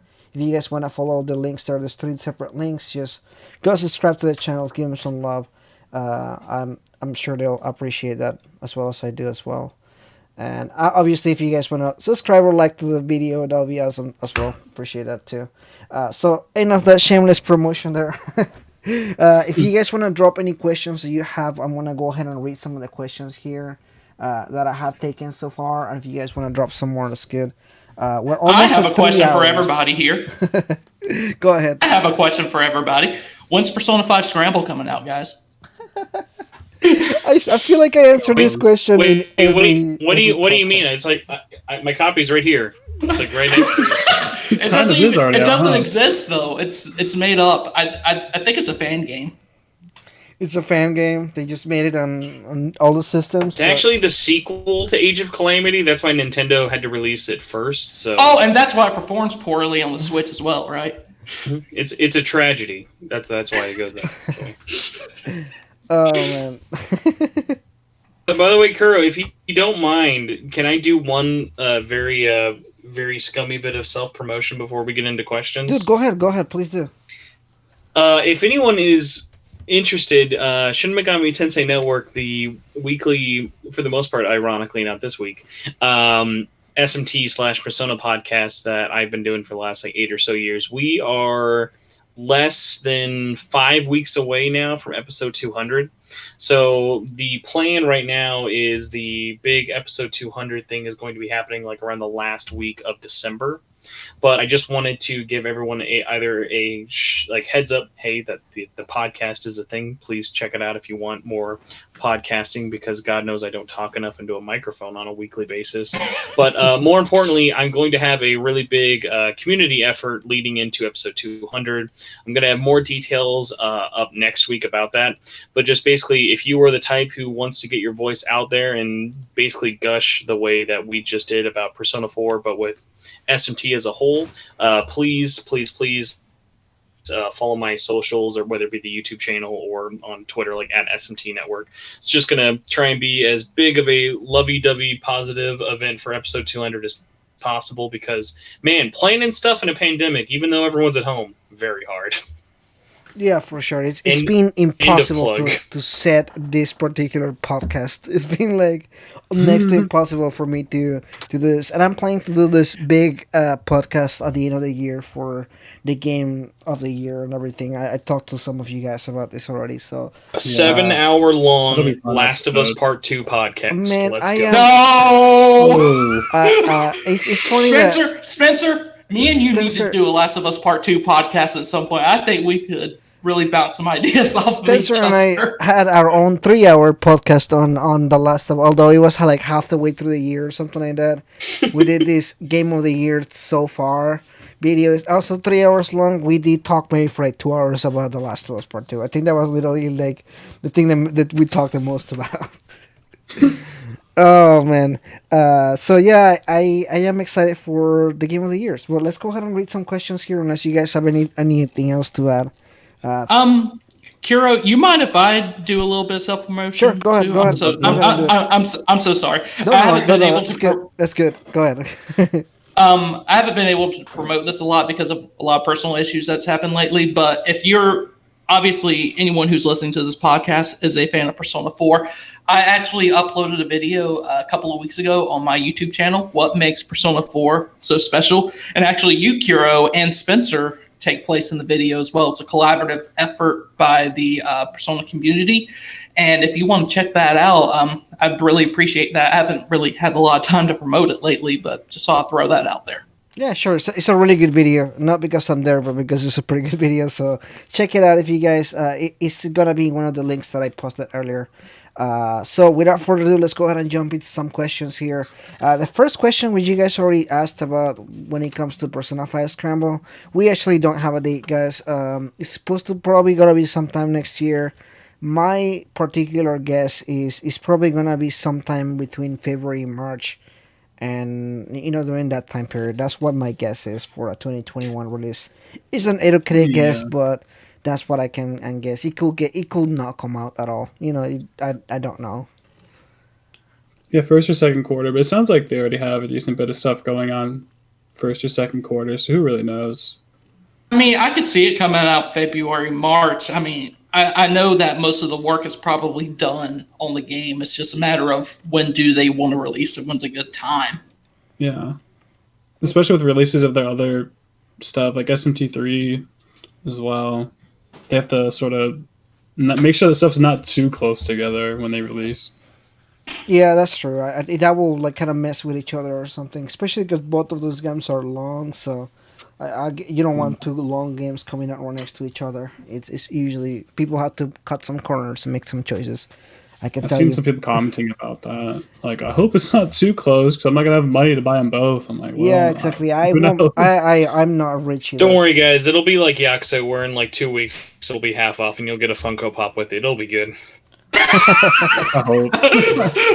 Oh my god. Oh man! All right, so going on to the next question is thoughts on the rumor. Or we just talked about that. My next one is: do you think Persona 3 Protagonist will return to Persona 6? No, I don't see any crossovers when it comes to the mainline series games. You can see Easter eggs like we've seen in the far, but don't expect a main character. Don't expect Joker to show up in Persona 6 as a major character or even as a side character. I don't see it happening. So that's my take on that. Do you guys have any? Easter eggs would be cool, but I mean, there's definitely going to be Easter eggs. I don't see them. Unfortunately, though, I feel like honestly, when it comes to Atlus proper, their Easter egg game is pretty weak. Though, I've played Astro's Playroom, the #1 Easter egg game of all time, but I feel like when it comes to Atlus proper games, they think this is all it takes for an Easter egg. Look, it's Jack Frost. Look, it's a teddy plush. I will you say remember that this. dog for Persona 3? I will say this: there is a machine that you play, and I don't know if it was in the. I think it was in the original Persona 5 game. Yeah, it was. When you play the arcade machine or like the crane game, the Juness version of jingle. the Juness theme comes up. Yeah, that's pretty cool. I like that a lot. I always thought it was so cute that the song plays, and then every time that you're going that, you're getting you get the sheep from the Catherine. You get the I think you actually get a persona if I'm not mistaken, or a shadow from Is that what you get? It's like some black and white character, and then you get obviously all these other characters and everything. So I love all that stuff. Is it a good Easter egg? It's definitely not. It's a really weak Easter egg, but who knows? I don't think so. So no, I don't see a Protagonist coming back to another Persona game as a mainline game. It's not gonna happen. I don't think will it I'd be want cool? that. Yeah, it will be pretty cool. I just don't see it happening. Okay, what do you think Atlus is going to do in the future in regards to ports? I think we talked quite a bit about that already. But did you guys have any particular expectations as far as any ports that you want to do or see? Let me see. Persona 5 on my Neo Geo. That would be pretty awesome. Persona 5 on Alexa, you know. Persona 5 on Alexa, kind of like what they did with Skyrim on Alexa Skyrim. Yeah, kind of like that. Yeah, I'll play that one. Yeah. It's a little role-playing game. E3 is what I want to see. Yeah, that would be pretty I'd say like a quick one that I always have that I know not a lot of people really bring up, and this kind of goes back to the Q simping. Not a lot of people really want to play 3DS much these days. I think a Switch port of 1 and 2 in a collection for Persona 1 and 2 would be really, really good. Like, just HDM, whatever bare minimum you guys want. Add voice acting to 2 finally, and charge $60 for those 2, and I think that's like a super steal. That's like over like 150 hours a game. I think that Shin Megami Tensei 4 on the Switch would be a no-brainer as well. No, that'd be harder because that game has that game's 3D elements are a lot more prominent, and that game, the 3D models are nice for 3DS, but like even really up-resing 4 into 1080p looks bad. Yeah. Well, do you see a Q collection? Well, yeah, but like a Q would work a lot easier because it's a lot more stylized, and when it's using its 3D models, like literally they already have a third of Persona Q's characters as HD models from Royal. Like, so like they've shown that they can put those into HD a lot more cleaner than something like SMT4 or Apocalypse. I think that would be great in HD, but I think it would actually involve a lot more up-resing just because there's a lot more detail and polygons. Yeah. I agree with you, Spencer. I don't see that game. It's just there's so much work for them to do for it to like work right that I don't know if they will do it. So question for, I think all of you guys have a PlayStation 5? I don't. It's supposed to arrive tomorrow. Not yet, you mean? Not yet. There you go. Not yet, yeah. We're going to get it soon. It's tomorrow, supposedly. Same. You know, this grinds me because I've been waiting for the PlayStation 5 since Wednesday of last week, and I left home. I went on holiday vacation. I came back, nothing here, and it's been delayed. Like every day FedEx is like teasing me. They add an extra day. They're like, "Oh, it'll arrive tomorrow." I'm like, "It's been arriving tomorrow for 6 days in a row. Stop playing with my emotions." So the question is, how is the PlayStation 5 controller? It sounds super interesting. Can you guys answer that question? I want someone else besides me to go first because I'm just gonna just start blowing it. I absolutely love the PlayStation 5 controller. Not in the sense of I like the feel of it. I'm not a big fan of the adaptive triggers or anything, but I feel like it's Sony's best feeling controller. I like the design of it. I don't know. I'm like a futuristic kind of person. I like really futuristic looking stuff, and I think that looks so cool. The only problem, I like the buttons, like the triangle, square, circle, and X. I wish they were actually colored like they are instead of it being like gray or whatever it is. But other than that, I think it looks great. That's pretty cool. Yeah. Kind of cool. Spencer, do you have any thoughts on the controller? Like, you had the PlayStation 5 for longer than most people, I think. Yeah, so with all my testing I've really done with it so far, I am amazed how immediately it just made me want to drop kick my PS4 Pro. Like, I had to boot up my PS4 to transfer my Spider-Man save to remastered because God knows I'm not wanting to actually earn that platinum again a second time. So what's so interesting is, like, literally after a day of using the DualSense, I then pick up the DualShock 4, which I loved for many, many, many years, and then got to it then got to a point of me just being like, this just doesn't feel anywhere near as good anymore. And like, I'm a huge sucker for the haptic feedbacks. I love the triggers. I know the triggers are not everyone's cup of tea, but obviously, depending on how much you actually like the like kind of feedback or resistance you get from them, you can turn that on or off. Everything I've done with it so far, it just makes it to be a like better experience. It just feels better in my hand. The battery life being longer than the DualShock 4 is already a lot better. The microphone is just such a nice touch of like, hey, let's say if like your headset dies and you can just like have a conversation. The noise cancelingness with the microphone has been really, really great. Like I was playing with friends and I was like, can you hear my TV at all? As I was just like blaring music out of it. And they're like, nope, just hear your voice. I was like, okay, it does everything I need.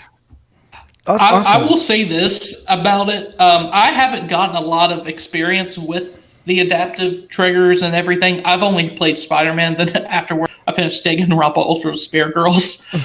So it's not really a next-gen experience. But I'm sure when I play Astro's Playroom and when I finally play Call of Duty Black Ops, I'm really going to love the adaptive I already have to stop you just because I know Crow's getting his PS5, and this is for anyone listening. This is just something I tell everybody. As soon as you get your PS5, I don't care what you have. I don't care if you got Blowjob Simulator 2021. The first game you have to play is Astro. Oh. Astro is just an immediate... like the game... The PS5, there's a reason it's pre-installed. You just need to put it in your system, play it, love it. I don't care if you beat it, just at least go through a level. It just immediately will sell you on that controller better than any game on the market. And it is the most jolly thing. Isn't that thing more than just like a tick demo? It's like a full. Oh yeah. Like, that's why I don't really like when people kind of just like treat it like a tech demo, because like it is a full game. It's got a platinum. It's got tons of like for me playing it to platinuming, it was probably like 4 to 5 hours, which was way longer than I would have thought it would have been. Right on. Okay, that sounds pretty good. I'm definitely gonna check that out. The big question is, where did that? Big question is, Spencer, where did that blowjob simulator come from? Did you buy that day one? No, that's a preview copy. It's coming. That came with Puyo Puyo Tetris too. Actually, that was its prototype. I might have to break down and get Puyo Puyo Tetris now. Game of the year. Oh, now I'm buying it. Oh man, I can't imagine the Game Awards now. That'll be the game of the year. All right. Oh, The Last of Us would still win. The Last of Us still wins. Over Blowjob Simulator, I don't know, man. It depends on the gameplay, I guess. What's the rating on that? Is that still M? It's got a hell of a battle pass, though. I'll tell you that. Well, damn. Now I'm definitely sold.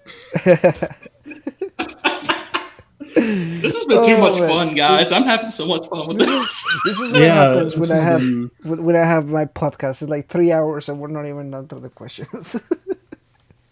I don't care. It's still fun. So question is... doing something right. Persona 2 Eternal Punishment, good for the PSP version of it? No, it's not good because it's not dubbed or translated. It's never been translated, so you can get a... I think there's a fan project. It's a fan project that was available like 12 on, years ago. But it's not officially done yet. Are they still working on it? I know they've been working on it for like 10 years. I know that for sure.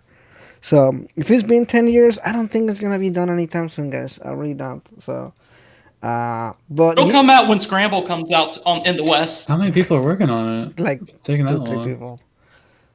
It's not a big... Yeah, it's like a really small group of people just trying to do the work of Atlus. But, yeah, I don't see it happening anytime soon, so... Play it on the PlayStation 2, or PlayStation 1, really. Or the PSP, or the PS Vita, or the PlayStation 3. Oh, there's so many ways to play that game, and I just realized that. Is it on the PS3? Yeah. It is actually, at least through, depending on like how you want to like play the version. It was actually on Maka's Twitch stream last day. He was playing SMT2, and I had this weird moment of thinking about it. I was like, if you're on the Japanese side of things, they have like all of these games as like downloadable titles. I totally forgot about. Like on the Japanese like PlayStation Store, you can download PSP copies of Persona 1, 2, Eternal Punishment, 3. Technically also Golden, but then also with the PS2 titles, you have all the PS2 titles, any even with the PS1 ports that people don't talk about.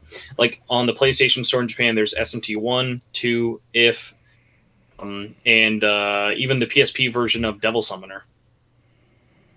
Interesting. They definitely have a lot of digital games, which is Vita cool. is definitely a Persona The machine. PS Vita was a good, or is, I guess, if that's Wait, what do you mean was? It's still here, buddy. It's not going anywhere. I know. Lasted longer than a dang 3DS. I backed up because I saw your picture here. That was like Spencer's gonna call me out on this one. No. You know what? My thing is like I bullied my best friend into buying a PS Vita so he can play Persona 4 Golden. I admit that he tells me that all the time. He's like, "Do you peer pressure me into buying a PS Vita, which I only have a couple games for?" And I was like, "Dude, that was probably your best purchase, and you're welcome for that." But no, in all reality, I had so much hopes for the PS Vita. When it was announced, I was like, this thing is gonna beat everything else. Like, I don't see the 3DS ever like beating it. Like, I was so happy for that system, which is why I thought the Switch was gonna fail. And then Sony fucked it up. Yeah, and I was like, I thought that too, but I was like, is the Switch gonna be like that too? I was so hesitant about getting a Switch for that reason. I really thought Nintendo was gonna fuck it up somehow because I was like, I trusted so much on the PS Vita, and I was like, oh man, it left me sad. The lifespan of the PS Vita made me sad. But I know Spencer has a lot to say, so we want to move from the subject before we start in the subject there. Before he goes on a rant about how much he loves his PlayStation Vita. I used to have one, then I sold it. What? No, that was man. before I knew what Persona was. Oh, guys, wow. I'm buying 2 new Vita games physically on Thursday. I'm just saying. Limited run. Limited run games. No. These are actually games coming out. They are no longer Vita fans. Oh wait, Play Asia I know sells a lot of new. Yeah. They do their stuff through East Asia stuff. But like Kuro said, you do not want to get me started on this. I know every time that we bring this up, we're like 20 minutes into a beta talk over here. Next question is: do you think Atlus will bundle P3, P4, and P5 Rojo on a PS4 or eventually put them on consoles? Maybe. It just really depends on what Atlus decides to do. I don't ever see them doing a bundle of all 3 of them though, because they know they can get Kuro, you say that, but we're living in a year where Atlus put one of the least appealing bundles on sale for holiday 2020. Atlus and Sega West, unironically, I thought it was a joke. This is apparently a real thing. If you want to spend $40 and give someone a bad gift this year, they made a bundle where you can buy Super Monkey Ball HD, the bad one, and Sonic Forces on one Switch card. If that can get a bundle, anything can get a bundle. I'm going to give that to yeah. I didn't know that was a thing. That's so weird. It's like, do you want to show the worst of Sega on the Switch? Just give someone that card. Oh my god, I didn't know about that. Can't wait to piss off somebody with the holiday gift. Yeah, it's a great white elephant gift. Like I remember we did a white elephant gift thing this year, and it was like the funniest thing I can think of to come in mind for like a budget gift that you wouldn't really want was like a Morgana Funko Pop. But like that's a close second.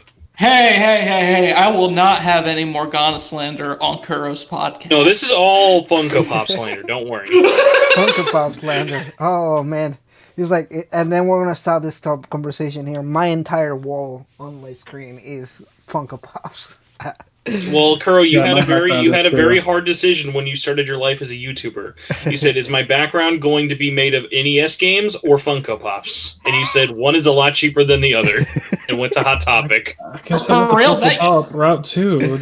Damn. Oh man, no, that box pop was $3 during Black Friday. Honestly, I did not expect for them to release Persona Funko Pops. And when they did, I was like, why will anybody buy them? And then, like, fast forward a year later, like, I bought them all. God. I'm like, dear God, what I've done to myself. I hate how ugly they look, but at the same time, I'm like, it's so cheap and it's Persona related. Right. That's how I felt when I bought 3 of the amiibos for Joker.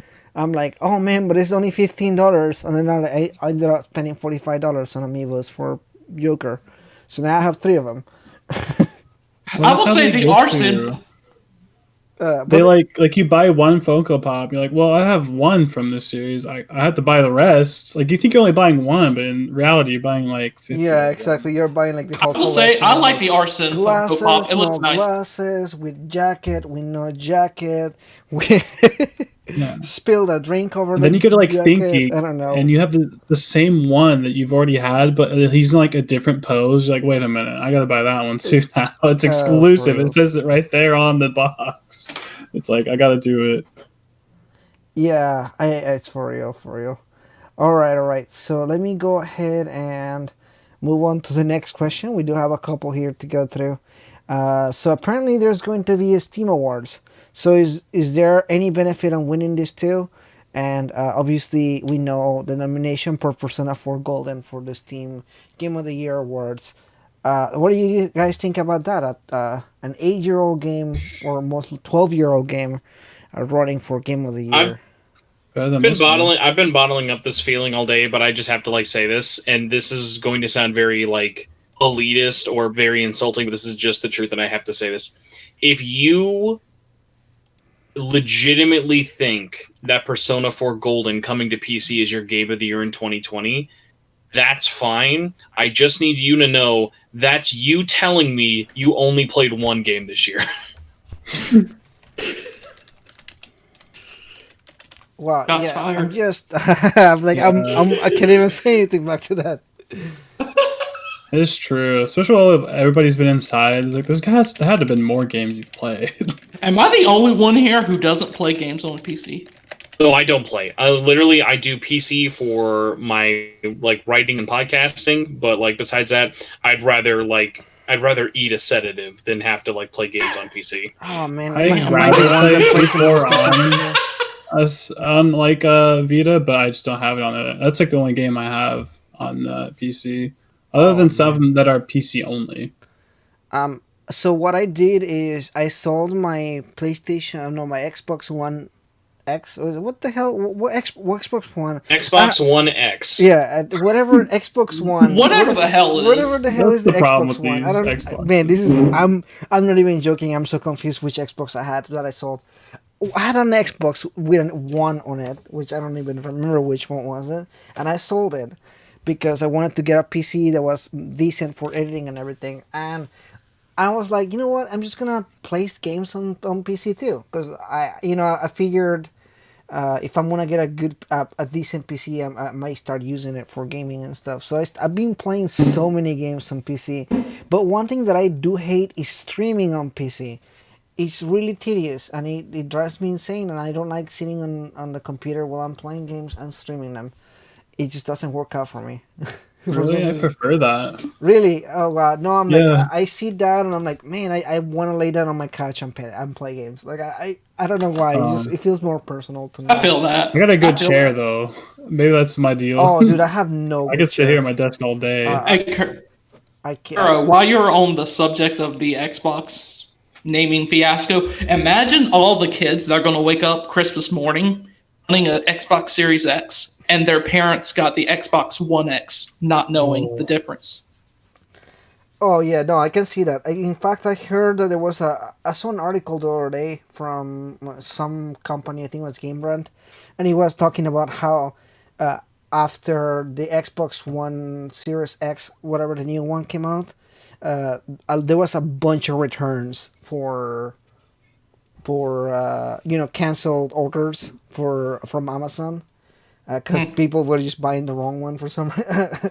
So I saw that, I was like, that's what you get for naming the products so similar. All I gotta do for Sony is just know how to count. Yeah, it's just like, literally, just add the next one. This could have been Xbox Series 2 or whatever. Actually, that makes more sense if there was a 2 in it, because it would be like... Xbox 2 Series true. X. There you go. Something like that. Whatever they want to do. Still a little confusing, but yeah, It's it's still better. confusing. Yeah, I don't know what's going on anymore. Okay, so... what about you guys? Did you have anything to say about the Game of the Year award for nomination for Persona 4 Golden? I think it's interesting, but I definitely think there's other games out there. I think Final Fantasy VII Remake is in the run as well. Is the Steam Awards that big of an issue? I know we have No. the Game Awards. The Steam Awards is literally like who won the PlayStation Blog Awards. It's like five It's people that kind are of stuff, actually yeah. going to get affected by it, and for the most part, it's just meant for marketing and sales. Yeah. Don't they usually market them like price wise if they win? Yep. I think Sekiro had that last year or something like that. Sekiro was one of my game of the years last year, so yeah, Great It was, game. great. It was a really good game. I spent the game is not really that long, but the amount of times that you die in that game will make that hour. The game was like 20 hours long, so it took me like 50 hours to beat. I just kept dying. True. You have to learn the same boss 20 times. It ends up being half the gameplay. That's the charm for me on those games. I don't know about other people, but I don't mind dying and just going back again. It's kind of fun. I enjoy it a lot. Some people may not enjoy it. I do. What can I say?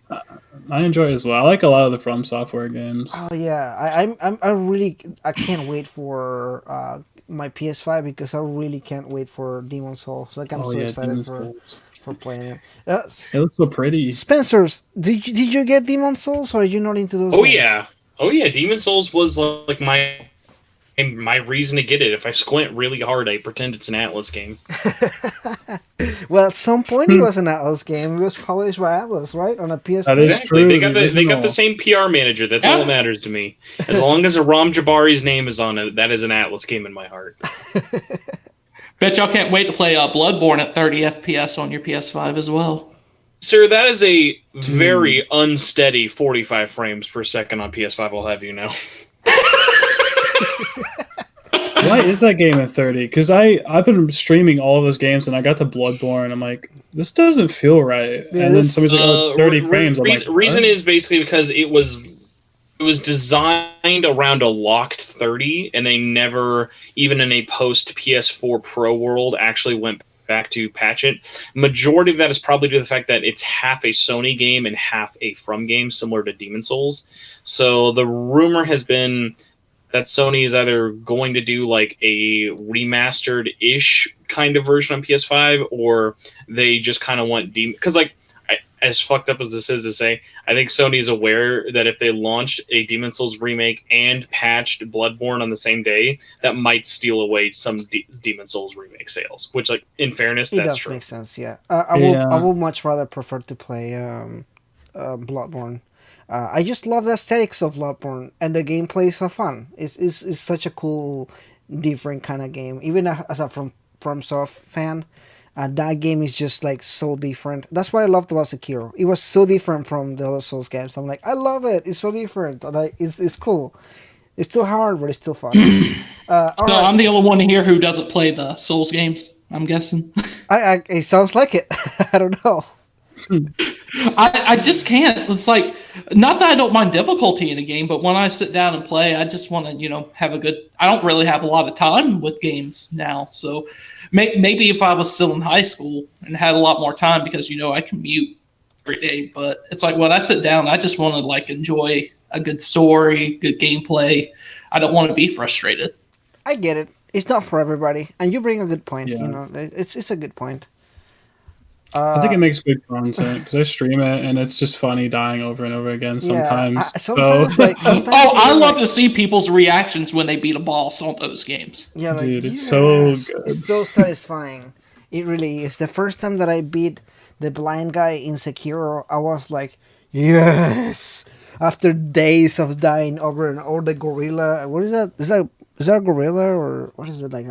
Oh, like giant... the big dude at that door. I know what you're talking about. Yeah, dude. Like, let me tell you this. So you kill it, and then you chop his head off, and then he grows again. And I was like, bro, you gotta be kidding me.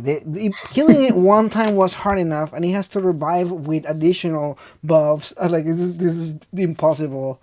Yeah. So I have a question here. I don't think it's a serious question. It may be a joke, so I don't know. It says, why is the series called Persona if it's not made in Mexico? Shouldn't it be called Person? You got a good point. Yeah. I was like, Oh boy. I'm like, I don't know if this is a real question or not. I don't know what to say to that. Yeah, exactly. I don't know. That's exactly how I felt about it. I was like, I don't know if this is a real thing or not. Or not. Like I know who that is. That's when you just got to look at the commentary and be like, okay, Miho, let's go to the Safeway. Let's stop joking around. Come on, let's get out of here. Buddy Billy, and he's always in my streams. He's always memeing, so it's more than likely just a meme. It's just a joke. Okay, I was like, I don't know if this person is meaning it as anything other than the fun. I don't care. I don't mind. He's funny, so I just laughed it off. All right, so 2 questions from. I think this is from King's Twitter here. What is your favorite Persona 4 character? I think we answered that earlier. Mm-hmm. Yeah, we did. And the other one was, what was your favorite moments on the game? Oh, that's a great question. I like that question. So I'm gonna go first, and then we'll go around and say our favorite moment. I think my favorite moment in the game is I think we talked about this previously, but when they get the scooters and they go to the beach and they have like this nice moment and it's really funny and everything, I feel like to me that's like the heart and soul of Persona, and it's like that particular whole scene is like my favorite in the game. Like it just feels so nice and everything.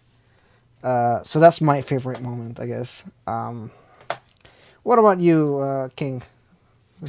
Adding on to the which Persona character is my favorite, I think Chie and Nanako are probably my 2 favorites. By the way, I forgot to mention Nanako earlier. Oh yeah, me too. Yeah. I love Nanako's character so much. But my favorite moment in the game has to be, I love the scene where they're going on the school trip and you and Yosuke eat Yukiko and Chie's food. I love that entire trip they go on. So that's probably my favorite moment for the game. It's just enough comedy and actually made me laugh, which is kind of hard for games to do, in my opinion, sometimes. But that scene was really, really good. I loved it. The whole camping trip scene. Okay, that's cool. I like that scene too. I think it's really good. And again, like you said, it's the perfect amount of like happy, fun moments, and kind of like the seriousness of the series and everything too. What about you, Spencer? Do you have any particular favorite moments? I would say for me, it just goes back to what I say, the epilogue of Dancing All Night, aka the epilogue of Golden. Just really, really great moment. Yeah, I like how I caught it in the game, but in Dancing, there's a moment where Kanji is talking to one of the producers or something, and the producer tells him that he has like a really cool style, and he's like, "Oh, forget about it. I'm dyeing my hair, or I'm not gonna be looking like this anymore, or whatever." And when you finish Persona 4 Golden, and they show Kanji has like black hair and glasses, and he looks like really different or whatever. And I love how like they literally followed up with that particular moment, and it make like if you have just played the game or something like that just clicked to me, and I was like, wow, like it's such a small little detail, but like I love that they mentioned it and they tied it to that moment. I thought it was perfect. It's good character growth. Yeah, like definitely. Showing the progression of the character. Yeah, even if it's just such a little thing, like I love how they mentioned that. I was like, I would have not even cut that out unless I had played Persona 4 Golden and gotten the ending and everything. So I love that there. Alrighty, so Rising, I know you don't I haven't played much of the game, but do you have any moments so far that you're kind of like stick out to you, or even from the dancing game or anything? The dancing game in general is pretty good. I don't want to be redundant because you guys were talking about the ending. The ending is good. See the progression of the characters and saving kind of all the girls there in the dancing game is pretty good. There's a lot of good moments there. But in terms of the just base game, or just Golden, I guess, I don't know. There's a funny moment, I think, where they're just figuring out how to go to like into the TV, and I think there's a bit where Chie's holding onto a rope with one of them and like drops it or lets go of it or something. That's always been super funny to me. I've seen that bit a couple times and it's always funny. I think that's probably the one moment that's sticking out to me. Yeah, there's a lot of good moments in the game. I think that they did a good job as far as getting all those like light-hearted moments, and then there's all these really difficult moments. I would love to talk about some of those moments, but I'm not going to for spoiler reasons and everything. But there's some can I say one more thing? Well, yeah, go ahead.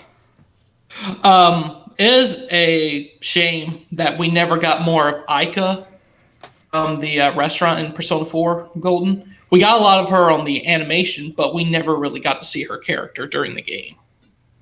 So. Oh yeah, you're right. Yeah, I caught that. I thought about that too. I thought that was pretty sad that they didn't try to do that. I wish they had, because she's a cool character in the anime and everything. So yeah, I wish they had done that too. So we're just gonna answer a couple questions from here. We're probably gonna wrap it up because I don't want to go to 4 hours. That'll be a long editing for me to do later for the podcast audio version. But thoughts on Akechi? Do you guys have any particular thoughts on Akechi from Persona 5? He's just like Yagami, bro. I don't know. I think it's vanilla Akechi, lots of problems. Royal Akechi, much better character. top tier character. Yeah. Literally like top 3 in the whole game. I agree.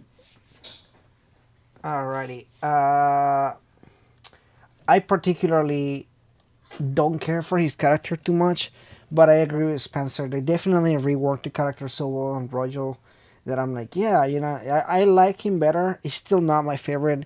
I just have an issue with the Persona twist. I'm gonna call it the Persona twist for people that haven't finished these games.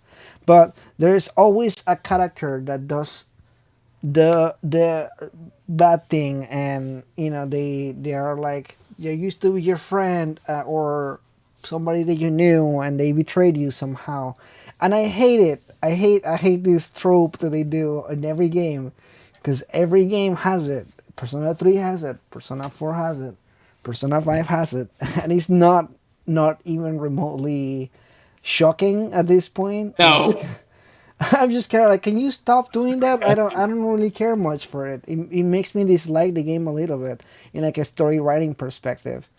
So that's my take on that. I just don't really care for his character too much. But he was better written on Royal. He definitely was a much better character. What about you guys? Did you guys have anything else to add to that? I got to at least respond to the comment really quick, because I'm not sure many other people are going to have that much to say about him. Meme Generator says, thoughts on Show Minazuki, easily the best character to come out of all of the spinoffs. Unironically, it is a shame how underutilized he is, but I will say the unfortunately still unofficially localized manga adaptation of Ultimax is like one of the best depictions of his character. Show Minazuki is like amazing. Yeah, I like him. He's cool. I approve. I like him. Sorry about that. Going back to you guys over here, do you guys have anything else to add to the question? Somebody was gonna say something before Spencer interjected. Not really. No, we're done with that question. Okay. I'm trying to dig through the comments, guys. I'm so sorry. Okay. Would you like to see in Persona 6 or a remake or remaster of the old games? I guess it's asking, would you rather have Persona 6 or a remake on any of the old games?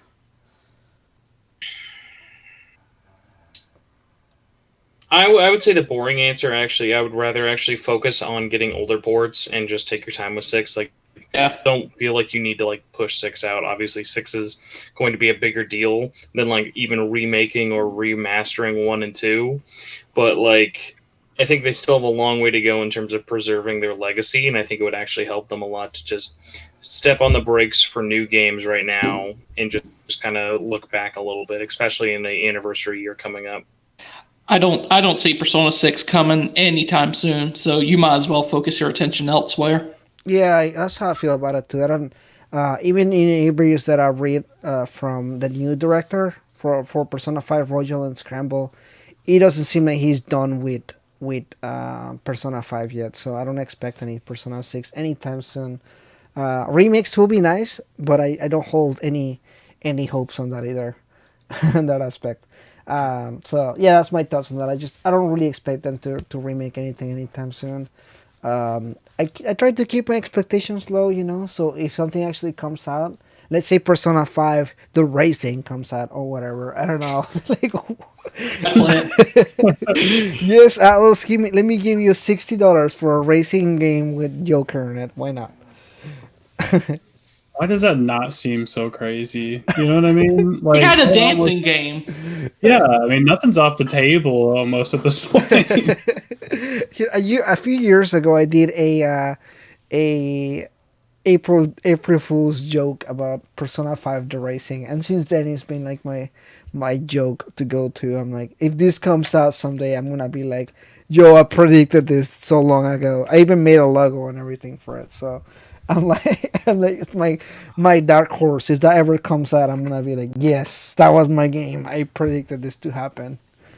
Honestly, lately seeing Yakuza go from such an action-based game from 0 to 6, and then 7 doing turn-based RPG, nothing really surprises me anymore. So, who knows? Yeah, definitely. So, just a couple more questions here, and we can wrap this up. Is it me, or does anyone think Persona 4 is better written in the joke department than Persona 5? I think in some aspects, yes. In some aspects, no. Again, it's just a cultural thing. Persona games are funny, but I think not all jokes land the way you expect them to land. Like, there are some things that I will never think is funny, but some Americans really do. Like the whole pancake thing in Persona 5. Like, I particularly don't think it's really funny, but I've seen so many memes about it. I'm like, is it really that funny that people make memes about it? It was funny the first time. Right, exactly. But I never in my mind was like, man, this needs to be a meme. Like, in the moment when I saw it in the story, I was like, haha, you're an idiot, blank. But the whole pancake thing was dumb. But I never was like, oh man, I'm just gonna meme the hell out of these pancakes from now on. I was never laughing out loud from it. That's all I know. Exactly, right. So, like, in some aspects, I'm like, yeah, I can see where you're coming from. Persona 4 is just such a lighthearted game that the funny moments, I think, just accentuate more. Persona 5 can be bleak at times, to the point that some jokes is just kind of like, I don't know if I should be laughing right now. Somebody just tried to commit suicide like 5 minutes ago. So it's like, there's like a difference on tone that kind of makes me like, almost like, I don't want to laugh at this part, although it's kind of funny. Opposed to, yeah, this fun bit was really funny because the whole game is funny the entire time, or majority of the time. I don't know, guys. You guys have any other thoughts on the? You just described the plot of Yakuza games to a T. It has the serious moments, but then they're singing karaoke 2 minutes later. Comedy sometimes can be better if you like make something super serious for a long time, like the watcher, the reader is thinking it's going to keep staying serious. So when you make something funny, it catches them off guard, which I think can be like an extra element to being funny sometimes. Like comedic relief. It feels so good when like stakes are high, I feel like. Yeah, it's interesting. So my last question, I guess, want to take here, unless there's anything else you guys want to discuss. How would you feel if Persona was announced to be exclusive for Xbox and PC tomorrow? Like future titles?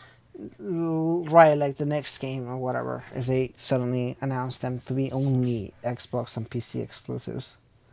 Oh, boys, I guess I'm buying that PC after all. I guess I'm okay, but I'm surprised. I'm a person who likes keeping a lot of the games on like the same consoles and stuff. So I guess half of it's going to be PS4 and the rest of it's going to be on Steam or PC, I guess. I don't know. I don't know. The only thing that I will have an issue with is that I love to keep physical copies of games. And my number one issue with PC is there's no such thing as physical copies of games. And none of the games that I bought for PC have I been able to buy physical, other than Sekiro. But the disc, there's nothing on the disc. The disc is literally just a a case with a code. Yeah, PC games, like physical games, are ugly. They never look pretty. There's no steel books hardly. They always look ugly. Yeah. But yeah, that's probably because there's less of them. They don't put as much attention to detail. That's got to be why. Yeah, and I don't think a lot of PC players are looking to like collect like games like that. I don't know. I don't know. Spencer, how would you feel about it? You're a collector too, like me. I mean, I definitely have like some system bias, but I follow the games that interest me more than the platforms.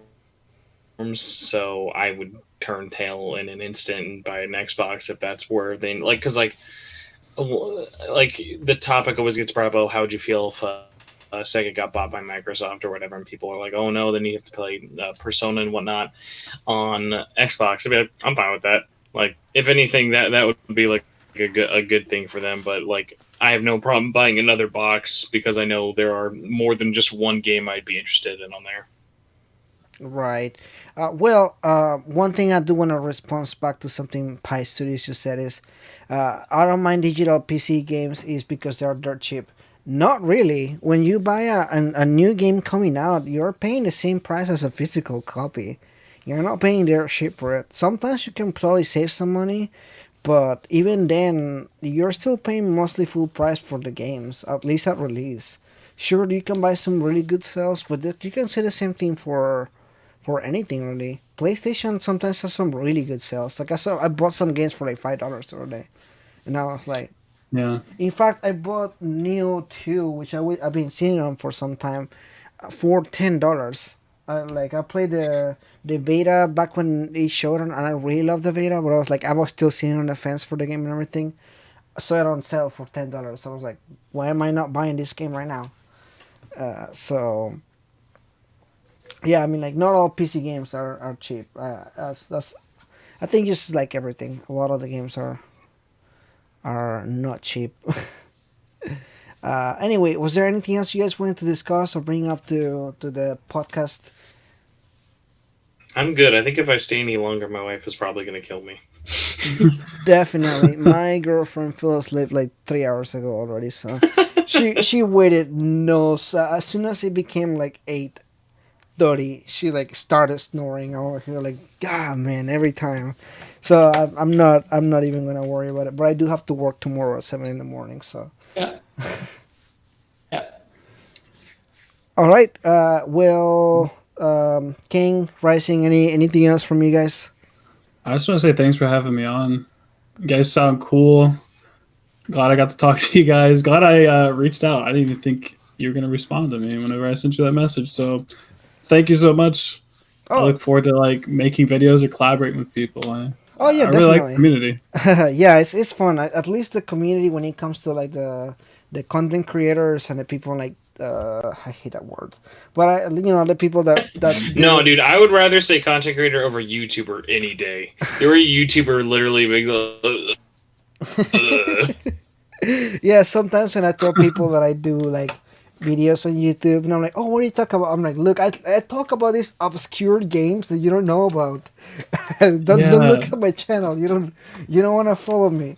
If you ever want to just scare people off from ever looking at your channel, just say you're a Fleshlight reviewer, and they won't ask you anymore. You sure? Maybe they might want to look. They might want to look. They'll be so. Can you tell me what's the newest in the line? I'm like. We got blue lips. We got green lips. They might be looking for recommendations, get some recommendations going on and everything. King, thank you so much for coming in the channel. I know there's been a lot of stuff going on behind the scenes for you, so I appreciate you still coming up and having this chat over here. I really appreciate it. Thank you for the invite, and this has been a really fun session. 3.5 hours long. Never thought it'd be this long, but I had a good time. I told you guys it was good. Every time I have Spencer here, expect at least 3 hours. We have not broken this rule ever since I started this podcast. It just means we got a lot to talk about, Yeah, so that's got to be a good thing. We're doing something right. Every time that I think about this podcast, I'm like, oh man, it's gonna be 3 hours long. I even told my girlfriend before we even started this, I was like, I'm gonna say an hour is probably gonna run to 3 hours if I'm not careful. And but it's fine. It was really fun. Spencer, thank you so much for coming by. I look forward for our next podcast sometime in the next few weeks. Oh wow, it's already December. Okay, so I know, man. Yeah, it creeps up on you. oh wow, I did not expect that at all. So I talked to some of you guys, and maybe for the people that are listening still, planning to do a Game of the Year podcast sometime really by the end of the year, or at the endish of December.